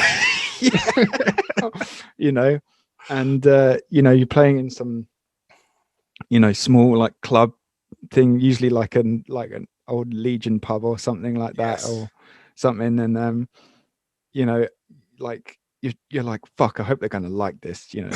You know, and then they don't know who you are, they probably don't give a shit who you are, but you're playing music in their community and they're fucking losing their shit. Like the amount of times I've seen fucking tables and chairs go up, you know, playing in Wales somewhere, and you're just like, fuck, this place is fucking off the chain. It's crazy, you know. Always have a good time. But I think that community thing, you know, I remember like because obviously I was a massive Phonics fan. I remember one of the massive things that people like Paul Weller and um, Noel Gallagher and all these other people would always say about Kelly Jones is the fact that he writes about the small town thing, always writing about home, or like coming from a place of being in there and stuff like that. And that was a massive thing as a songwriter. And I always remembered that, Yeah. so I don't know why, but it's always stuck with me, Yeah. And I think when you kind of look at that, through, there's like, I hate to kind of coin it like the Welsh thing, but you know what I'm trying to say. Yeah. Like, I definitely think that the next phase of that is definitely the Crows. I think in terms of patterns and, just how it works, I think you're there, and the fact that you're about to fucking smash the living shit out of Main Stage Download. Dude. I know, bud. I know. It's insane. And I think it doesn't scare me because I'm so excited about it, but there is definitely a change in mental preparation for that. There will need to be, I don't know, some serious sort of I mean, I always do prep and stuff before any sort of show, whether it be small, big, and that. But this seems to be at another level. So you got to be ready for that. I kind of wish we'd had 12 months gigging kind of under our belts. You know what I mean? To go from nothing to that.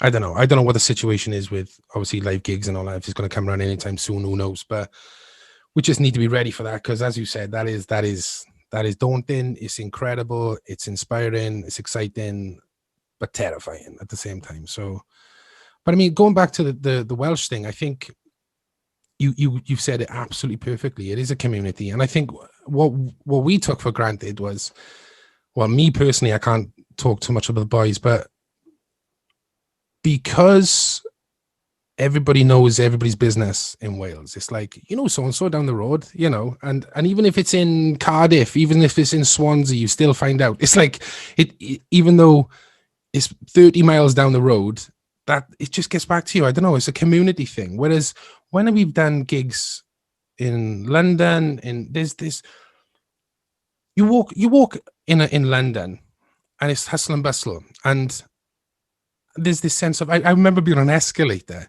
and I stopped on a subway. Oh my God, if I did, you don't stop. You keep going, right? Now in Wales, what's the point of having, we stop. we wait. That's the whole point of an escalator. Like and it takes you up. But in London, oh my God, there's so many people are pissed off. Like, get out the way. What are you stopping for? I'm like, oh, sorry, dude. Like, and I think it's now in Wales, if you're walking down the road, if you don't know anybody, you say, oh yeah. Honestly, I'm not just saying it. There's a sense of, oh yeah. You may not say the word, oh yeah. You do that with your eyes. You acknowledge people. You acknowledge and make a connection. Yeah. Yes. And in London, it's dog eat dog, each themselves. And it's horrific in London. Hate it. I get the whole hustle and bustle thing. But what I'm trying to say is, when that's your normal, we talked about bars earlier, if that's what you're used to, you write about that. And then I observe everybody and I connect with everybody. If you're a stranger walking 3 dogs down the road, they'll stop and say, dude, this one's dragging me or taking me for a walk today. That wouldn't happen in certain parts in the UK.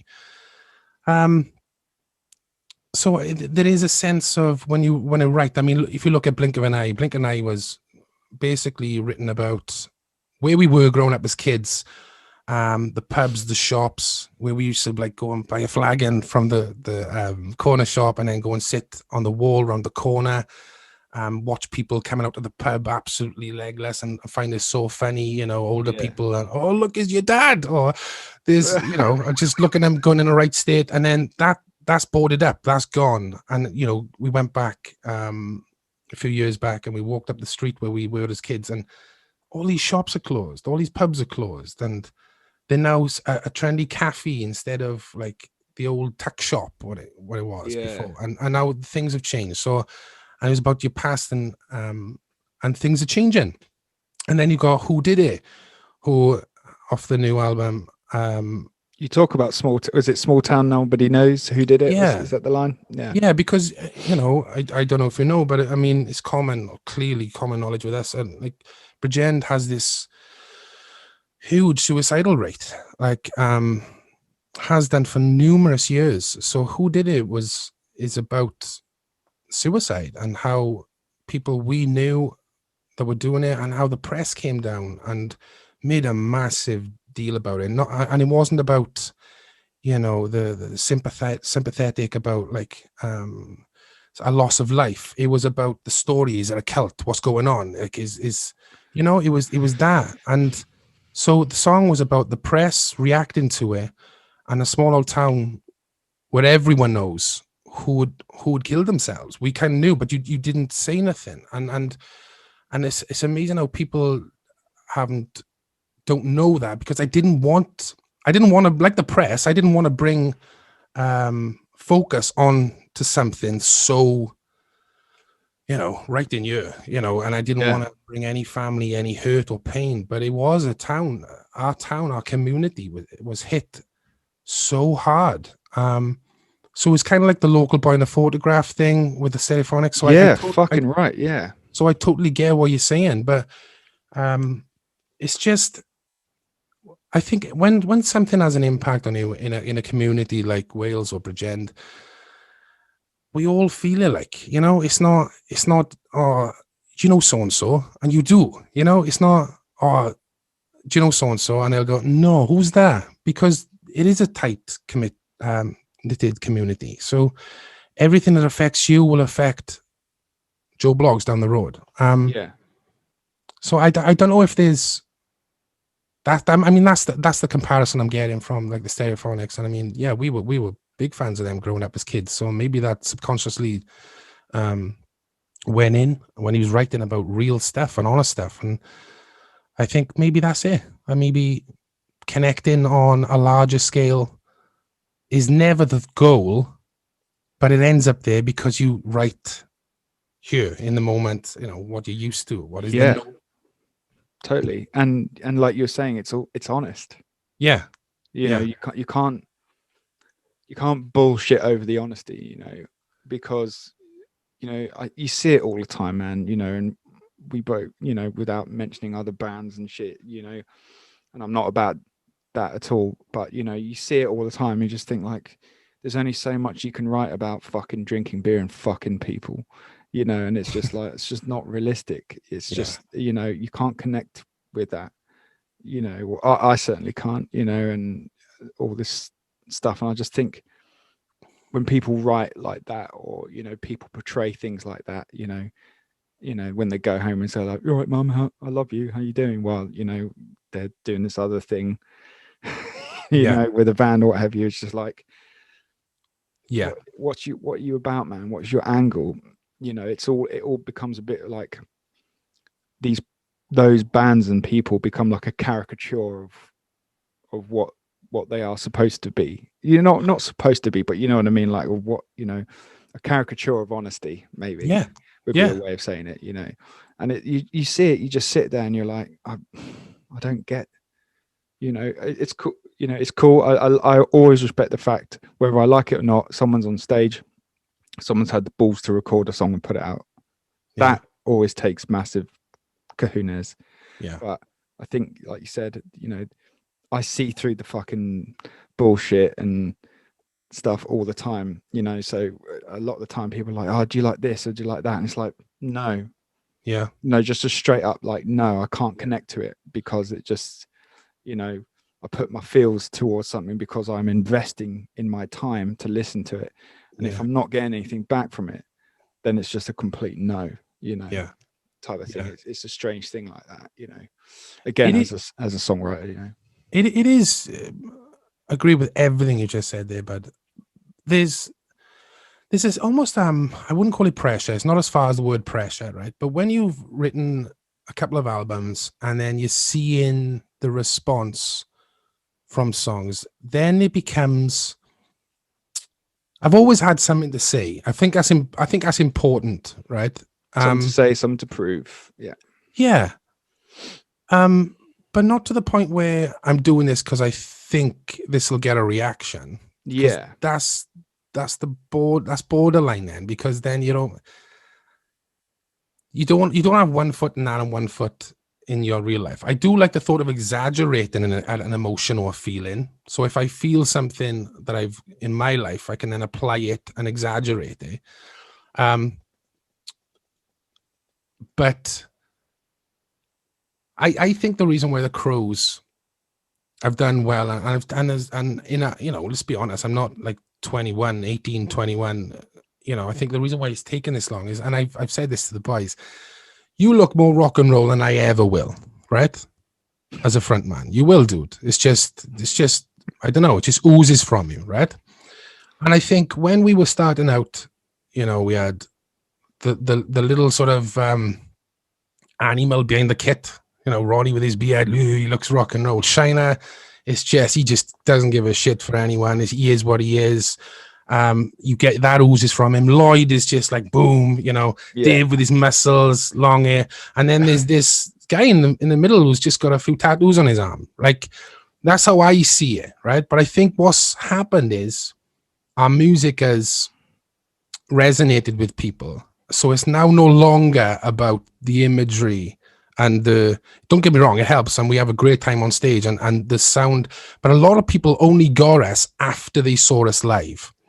And I know we weren't like the record labels, management, and agents and stuff when we were doing these shows. And they were inviting people to come along, and they were like, they would say no, and because we sent a thing of ourselves and all that. And I don't particularly think I look rock and roll, right? When you think That's about bullshit for a start, mate. You're fucking rock and roll as fuck, dude. No, man. I am the archetype got... rock and roll frontman, dude. Like, I'll tell you that. You're the archetype rock and roll frontman, dude.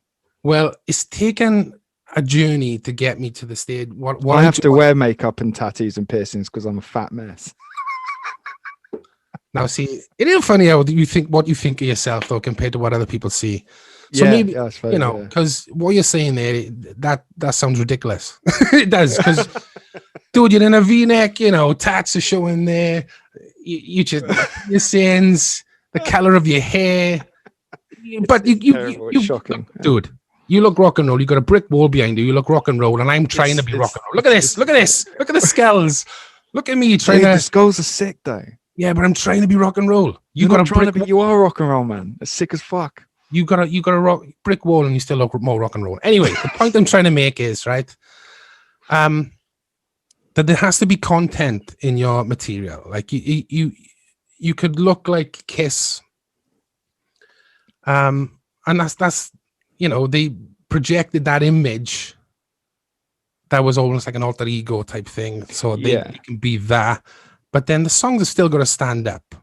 And I think people weren't interested in us because they may have been better looking front men or blah, blah. I think about this constantly, right? You can see now where I go in my head, right? Oh, dude, yeah. I'm following you here. Yeah, totally. But I think the progression of the Crows is because the consistency of the songwriting may be getting good or better. That's everybody's musician's goal.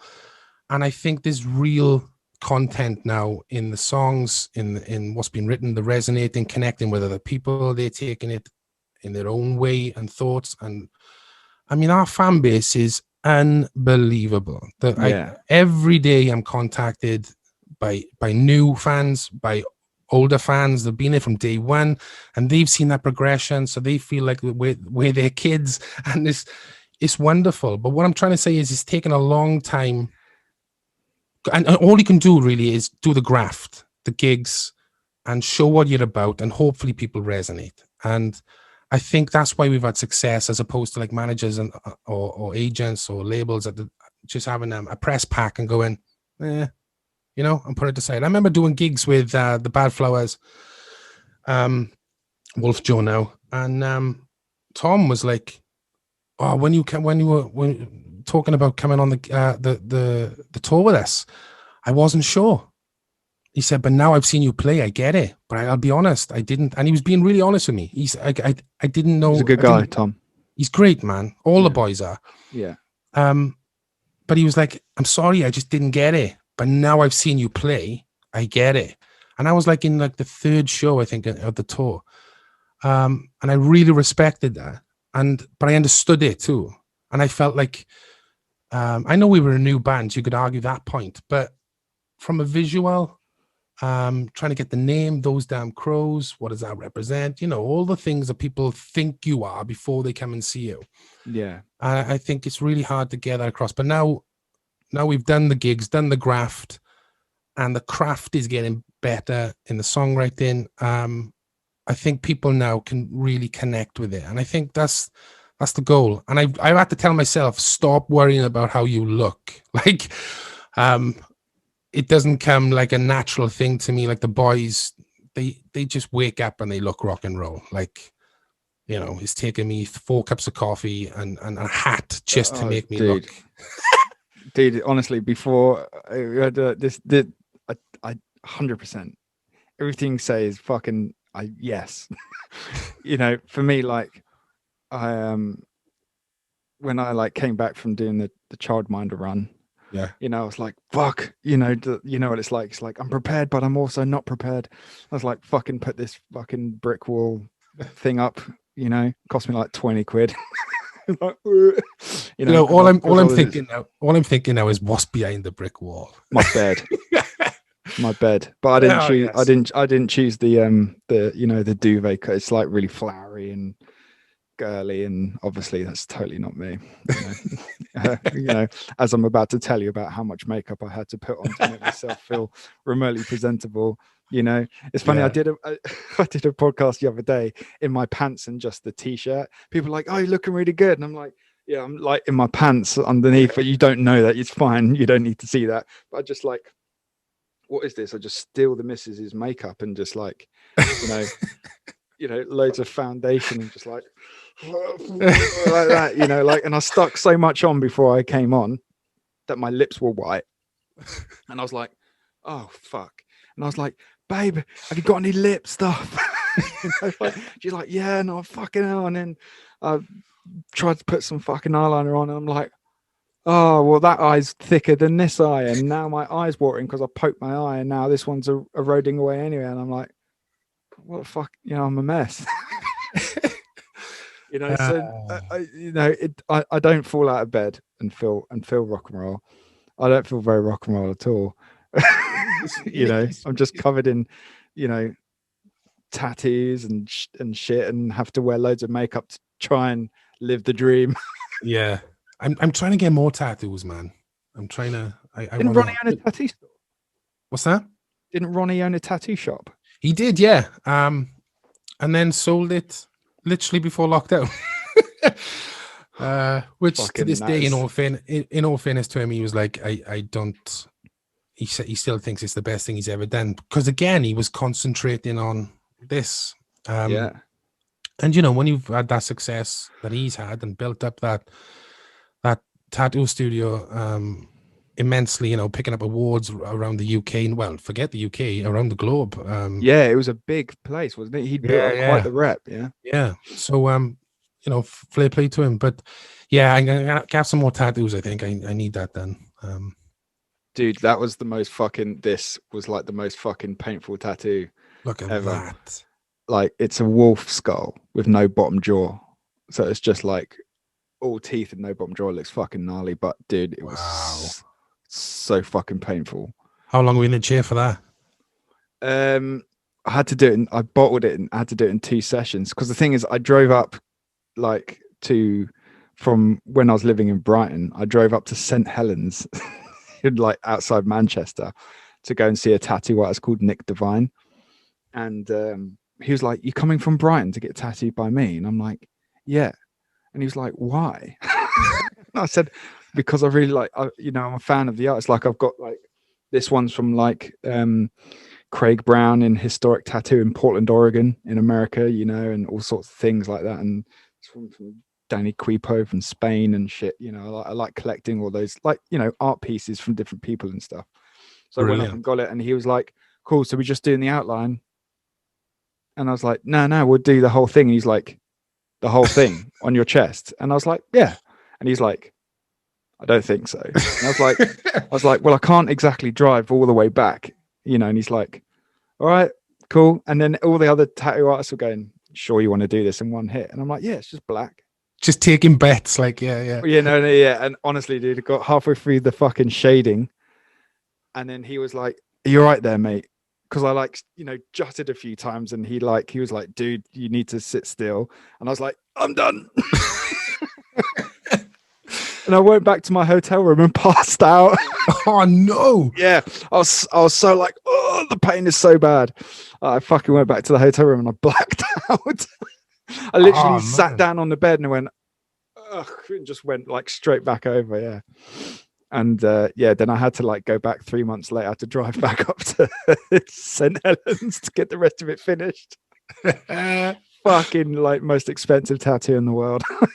Like slowing down as you get in there, just oh no. Like fucking hell. Yeah, and also putting the seatbelt on afterwards because it comes right across. I was like, and I was like, oh, like God. Trying. I sleep on my front, so it was just like, oh God, it was fucking pain. So everyone's like, oh, should I get a chest tattoo? And I'm like, no, don't do it.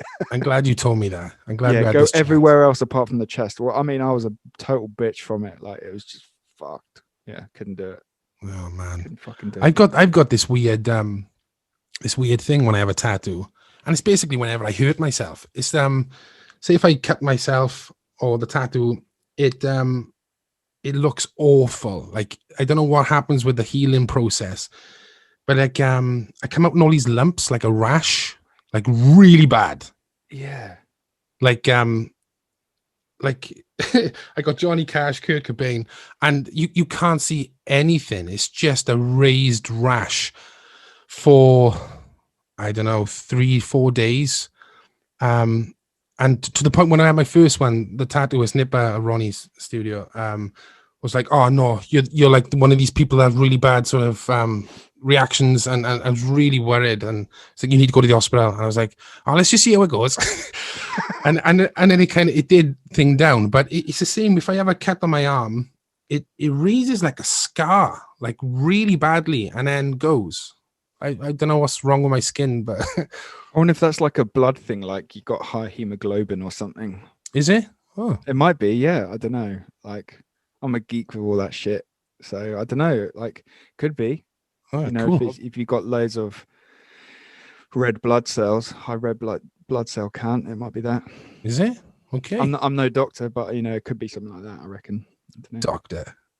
Smash. Yeah. I am one qualification away to being classed as a doctor, and I've thought about it heavily. Really? Yeah, I've got a master's degree. Yes. So I've always been like, I could be a doctor of riffs. But you got to do it. That'd be enough for me. I'd be doing that. Thing is, though, dude, it's 5 years. It's right. like, fuck that. Right. Fucking, it's terrible. Like doing my master's is like, I'm not an academic guy, but I did it so I could like teach, and it's a good thing I did, because in lockdown, it has saved my ass. Yeah. Being able to kind of like lecture and teach and stuff. But yeah. Is that the same sort of buzz? Is it up there with like, performing? Is it? Yeah, it's strange. I've never been so fucking nervous in my life than addressing a load of students. Yeah. And I have a cohort of nearly 100. So, and they're all there like, go on then. Each. Do you know what I mean? Yeah. It's this thing of them like, what you got? Yeah. Impress me. Why are you teaching me? Yeah. Like then probably like this, like, and some of them go like, you've only got 1,500 followers on Instagram.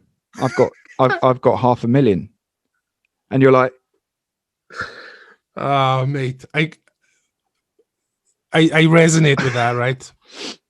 Because everything we've done through the, I don't know, 5-6 years the band have been together, and the albums and the gigs around the country, I've got a list of things that I'm like proud of. My daughter, there's only one thing on her list that she's proud of with me, and that's the fact that Dad has got a blue tick on Instagram. Like, it's just ridiculous. It's absolutely ridiculous. Now she's proud of me, just because I got a blue tick. It's unbelievable. I think of all the things I've done, I'm like, do you understand where dad has played? And she'll download. She's like, what's that? I'm like, are you kidding me? Download Yeah. that. Oh, dude. Yeah, I mean, she's a couple of years off probably getting into the whole download festival. But yeah, she was telling all her friends. I was like, oh my God, does it really come to that? Just, that blue tick symbolizes popularity and I don't really want, I don't like the thought of that, if I'm honest. But Well, you it's be huge, judged man. by, yeah, That stuff is huge. Like, my stepdaughter's the same. She's like, how many people have liked your video? Like, what's happening here? How yeah, many views has that song got and stuff? And I'm like, for me, I'm pretty proud of that. And she's like, yeah, oh, it's this other person has like 2 million. And I'm like, yep, yes, and well done to them. yeah, I exactly, haven't, but it's just like this thing about numbers, man, and these blue yeah. ticks and stuff. But I'm like, do you like it? Yeah, it's all right. But I was like, but would you like it more if I had 2 million? Probably. I'm like, that's terrible. Like, Yeah, do you know what I mean? But yeah. that's the way the world, that's the kids are seeing. It's insane. Like YouTubers are the new rock stars, aren't they? It's like, Oh fuck, YouTubers you know, they are more cooler than musicians ever will be now.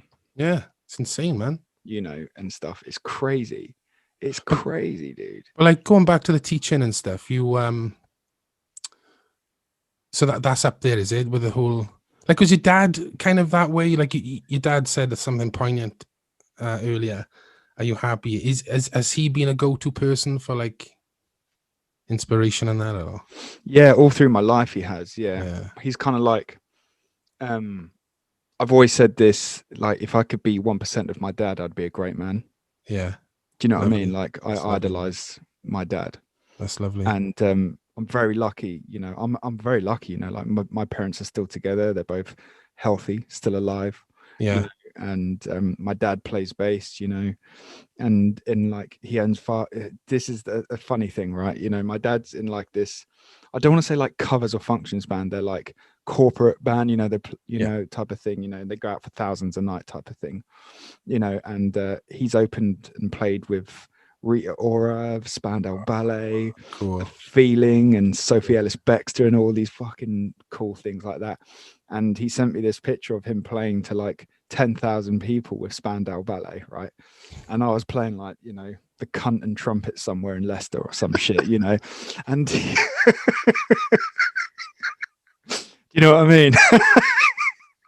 And I was there, and it was just like, sat backstage, and I was like, what's the numbers? And someone's like, no one's here yet, we haven't sold any tickets, it's just the other bands, and like, and Brian the regular, and you're like, oh cool, wicked, does Brian want a drink? I'll buy him one just as a thanks for not going home, like, and you Yeah, sat there like that. My dad just sends me this message, he's like, just played this, how's your gig going? I was like, I'm playing the cunt and trumpet in Leicester or some shit. And he's just like, cool, I'll just open for Spandau Ballet. And I'm like, wicked.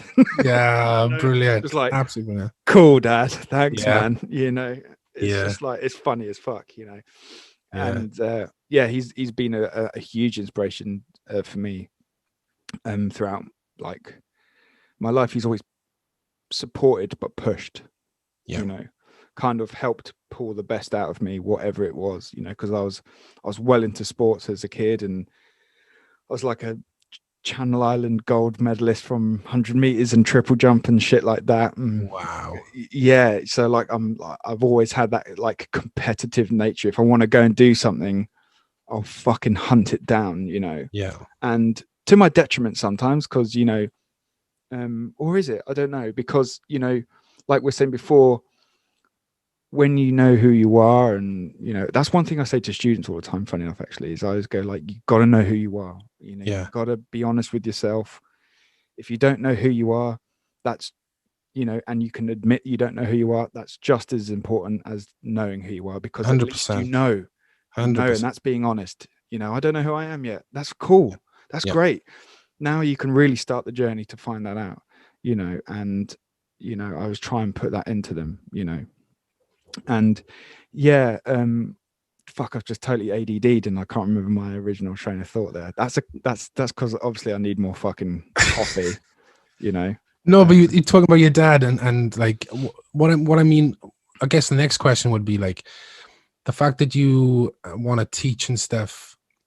I often find that your parents are obviously the natural born teachers and leaders in your life, and Yeah, I think the people that want to become teachers is because I don't know. There's the like I think about my dad, and there was kind of my dad passed away like 10 years ago. oh fuck, He sorry died- man. no, cool man. I mean, all good. He died at 58, cancer.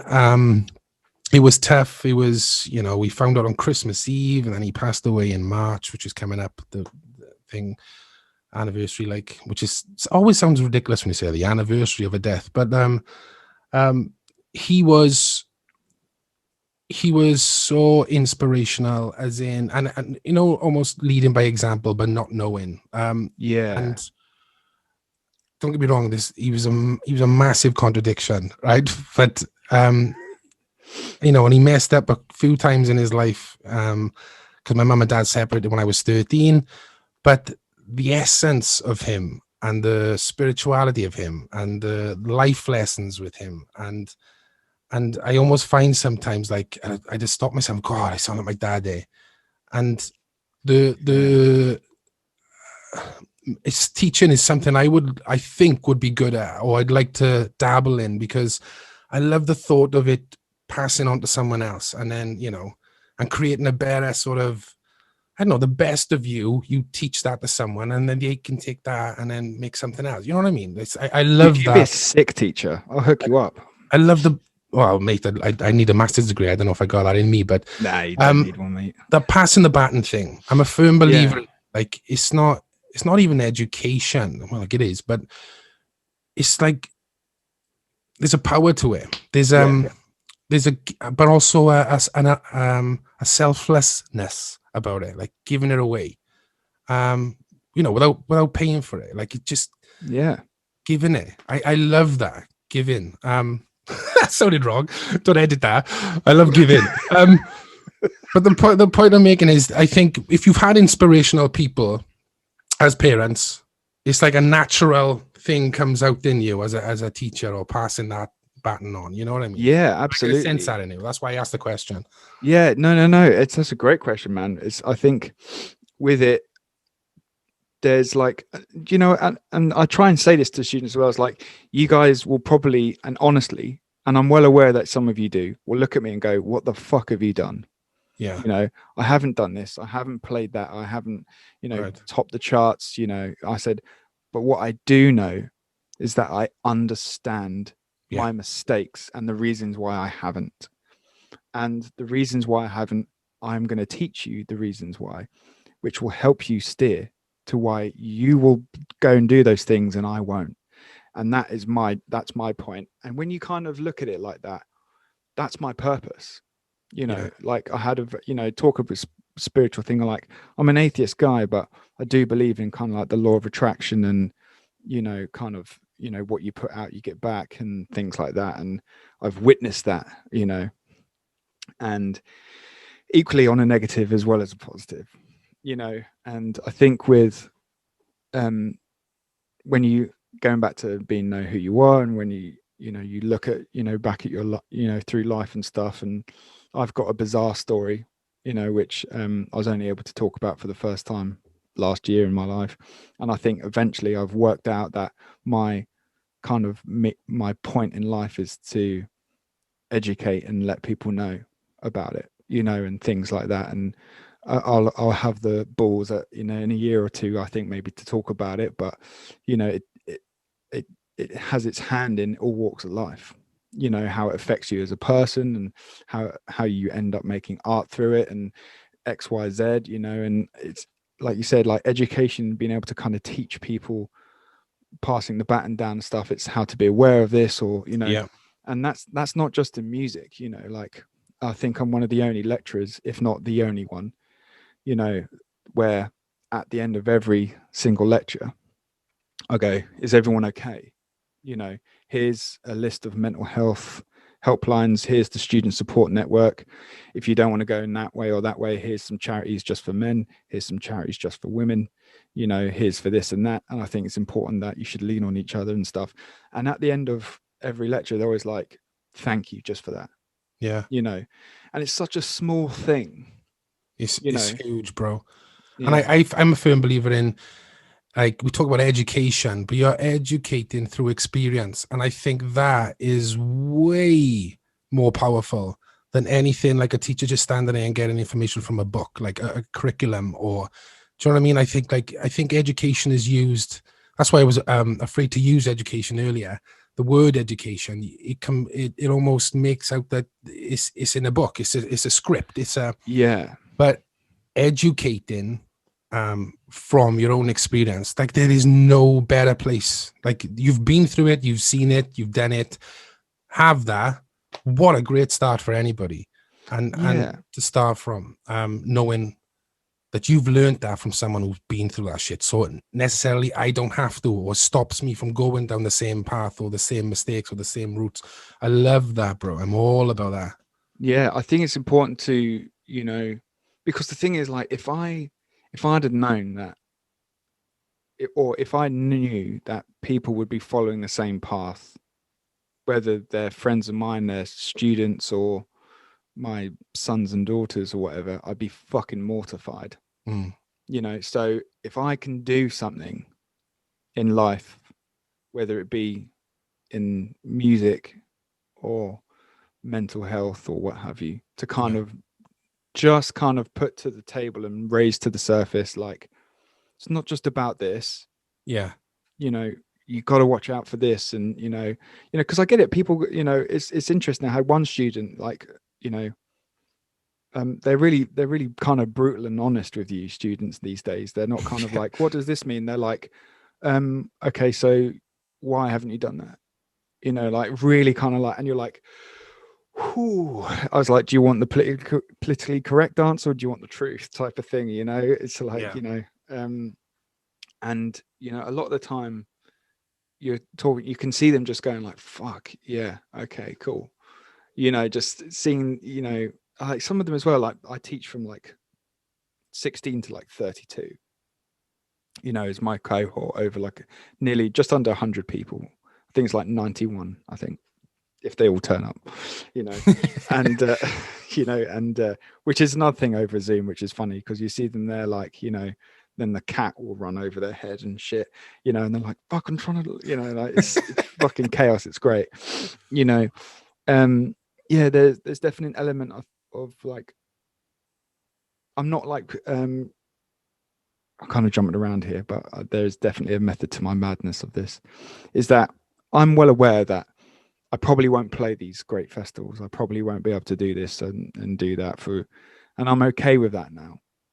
But if, my purpose as an artist has changed direction in something I never thought would be. But if it's not about me, it's about, can I help someone do the stuff I haven't? It's like, look at like something like Rocky, for example. Like, his teacher, what's his fucking name? Balboa's boxing trainer, didn't make it, but knows all the things. Yeah. And it's like, I feel like that. I feel like I'm not the guy that would necessarily have done it for whatever reason, but I know all the bits of how and what not to do. Mickey, was it Mickey? Yeah, I think that's Mickey. It, Mickey. Yeah. And it's kind of those bits to kind of steer people around. And that's another reason why I started my PR company. The amount of shoddy PRs that I've worked with some good ones, of course, but when you're just like, I was like, man, people are just getting fucked left, right, and center. And I'm not the greatest PR agent of all time, certainly fucking not, but like, for people who haven't had PR before and they want to try and get into it, and try and get off the ground, my purpose is to try and do it in a way that's not going to taint them in any way. And not like overly shield them, like, and bubble protect them against the world. I don't think that's a good thing either. But in terms of like, I don't want people getting like, their money, you're getting fucked off left, right, and center, and being told false promises and things like that. That's kind of like my ethos, is to kind of steer that and just kind of blow these fucking twats out of the way. That's kind of like my mission now, I think. That's amazing, dude. We're very similar, bud. Like okay, you may have changed your, I don't know, direction slightly, but it's the same message. You're still giving like this version of yourself. I think that's what I think I can really sort of connect and resonate with the stories you've said and what I've said today. There's a real, Yeah. we're quite similar, bud. I was thinking that. I was like, man, this is an amazing show. This has been my best show. I need more Without a doubt, tattoos. That's what I need, and a chest piece, and I'm there. Just don't dye your hair, mate. If I had some, bud, then yeah. Blessing and a curse, man. Blessing and a curse. So I suppose we'll kind of wrap up a bit, but like, what's the next stage then? Are you guys writing? I mean, you're always writing, of course, but have you got plans to like hit the studio and do the crucial third album? We are. Yeah, we're gonna start writing. Well, we have. So yeah, it's mad to think that we're writing a third album after only doing one tour of the second album. Yeah, but that's just the way it is. The fact that we had a re-release of an Ultimate Edition version of Point of No Return, with a new single on it and a couple of sort of stripped back acoustic versions of songs and stuff, and a cover of Miles Kennedy's "Watch Over You," Alter Bridge. Great cover. The fact that we did that meant that it's okay to put it to bed now. Like, it's always when you produce something and we didn't hit that, we didn't do that, it's out of our hands. There's nothing we can do about it. We've done everything we can to promote that album apart from the gigs. So it's frustrating, but when that time comes, we can always go back to that album and play the shit out of it. But yeah, the goal now is to write the new album. And we're in the process of doing that. And yeah, we're all doing it a bit sort of individually right now. But there is talks when the lockdown rules come down, hopefully in a few weeks' time, that we'll be able to jam in a room. And that's going to be incredible, because I haven't jammed with my boys in, God, it's been a while now. I can't even think. Yeah. So yeah, that is the goal, bud, is to write the new album. That's sick, man. And smash the shit out of Download. Yes. It's insane, but we were on it last year with Iron Maiden. Then that didn't happen. On it this year, Biffy Clyro's headlining. And I'm hoping it happens, but I don't know. You just don't know right now, do you? It's crazy. It's so ironic. We did it 2 years ago, 3 times in 2 days. Then the year after, we're on the main stage. No, you're not, because it's not on. All right, okay, we're on it this year, main stage. Yeah, we don't know, yeah.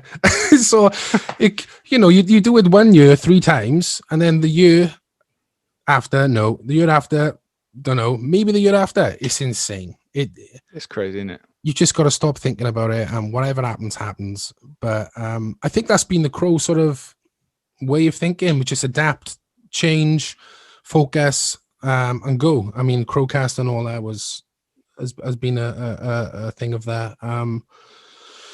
So yeah, we'll just continue right in bed, and there's a little, I wouldn't say pressure, but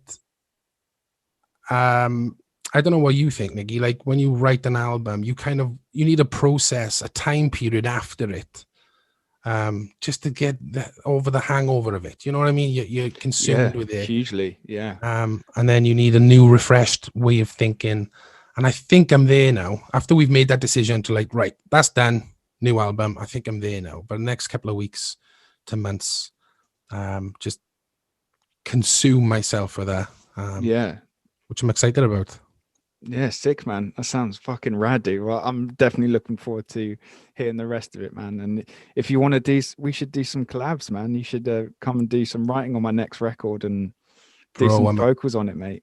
I'm up for that anytime, bro. Yeah, let's do it, man. We'll get something nasty going. Yes. We'll talk about hobnobs and bourbons or something like that. Fuck yeah, yeah, I'm well up for that. I love a good hobnob and a bourbon. And it came back round to that. See, the seed was planted, bro. Yeah, That's it. that's it. I feel like I'm gonna have to go and have another coffee and some biscuits now. Yeah, me too, bro. Fucking hell. Well, Shane, thank you so much for your time, dude. I know you're like in a fucking hectic schedule, so thanks so much for coming to spend the time with me today, dude. It's been Nikki, sick. absolute pleasure, brother. I really enjoyed it. Thank you so much. No worries, dude. Thank you so much, mate.